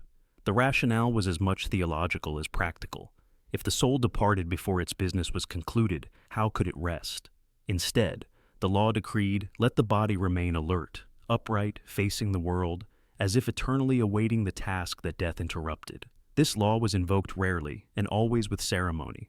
The village bell would toll, not for mourning, but as a summons to witness. The accused in life might have been a laborer who died before repaying a debt, a merchant felled by illness before fulfilling a contract, or a noble who swore vengeance or protection and was taken by fate before the promise was kept. In some accounts, even those who broke an oath, who betrayed a secret or failed to finish a penance, fell under its reach. On the day of burial, the family would gather, often in shame, sometimes in anger. The priest, obliged to obey both the church and the law, would offer a prayer not for peace, but for vigilance. The grave was dug narrow and deep, and the body, shrouded in humility, was lowered feet first into the earth. Sometimes, The deceased's hands were bound to a staff or a broken tool, a symbol of their unfinished business. The eyes, in some tellings, were left open, staring out through the darkness, as if searching eternally for a second chance. The message to the living was unmistakable. This was not just a punishment, but a warning written in bone and soil. Do not leave your tasks undone. In a world where famine, plague, and war could steal a life at any hour, promises carried the weight of survival. Crops depended on communal effort. Debts linked families, and even the smallest oath was a thread in the great tapestry of society. To die with your work unfinished risked more than personal disgrace. It invited unrest, suspicion, even supernatural danger. And so, over generations, stories grew around these upright graves. Children dared each other to visit them at dusk, whispering that the spirits of the unfinished would rise to walk the fields, searching for their lost tasks. Wives placed tokens at the graves, hoping to soothe restless souls. Village elders recalled nights when dogs barked at empty air, and strange lights flickered near the upright dead, as if the unquiet spirits were indeed prowling, denied the peace of those who had honored their word. Yet, there were moments of grace, woven into the harsh fabric of the law. In some villages, the living could intercede on behalf of the unfinished. If a task was completed, a debt repaid, a feud settled, a vow fulfilled by a friend or kin, the law allowed the body to be reburied, this time lying down, at last permitted rest. Ceremonies were held to mark the occasion, blending sorrow with celebration. For a community, this was redemption made visible. Even in death, unfinished business could be resolved, and the soul lifted from its watchful vigil. But not every story ended in such comfort. Some upright graves were left forgotten, their markers eroded by rain and neglect, their secrets swallowed by time. Archaeologists, centuries later, have found remnants, human skeletons upright in narrow pits, sometimes with tools or written oaths clutched in lifeless hands. Forensic studies reveal bones pressed by years of vertical pressure, vertebrae compressed, as if the very earth refused to let the dead collapse into oblivion. As the centuries turned and laws evolved, the upright burial faded from practice. Denounced by church officials, softened by new doctrines of grace and forgiveness, yet its legacy remains in folk tales and the lingering anxiety that a life's work must be finished. A promise must be kept. Even now, in some villages, a parent might warn a child, "Finish what you start, lest you stand forever." The upright burial law for the unfinished is a window into the medieval soul, a world where death was not escape, but a mirror held up to life's obligations. It speaks of a time when the greatest fear was not death itself, but the thought of dying unready, of being remembered not for what you achieved, but for what you left behind, incomplete. Somewhere in a forgotten field, perhaps, a lonely stone marks the grave of one who died, with words still hanging in the air, eyes searching for a dawn that never came, and through the centuries that warning endures, echoing from the upright dead. Let no oath be broken, no duty left undone, for even the grave cannot shield you from the tasks that define your FF.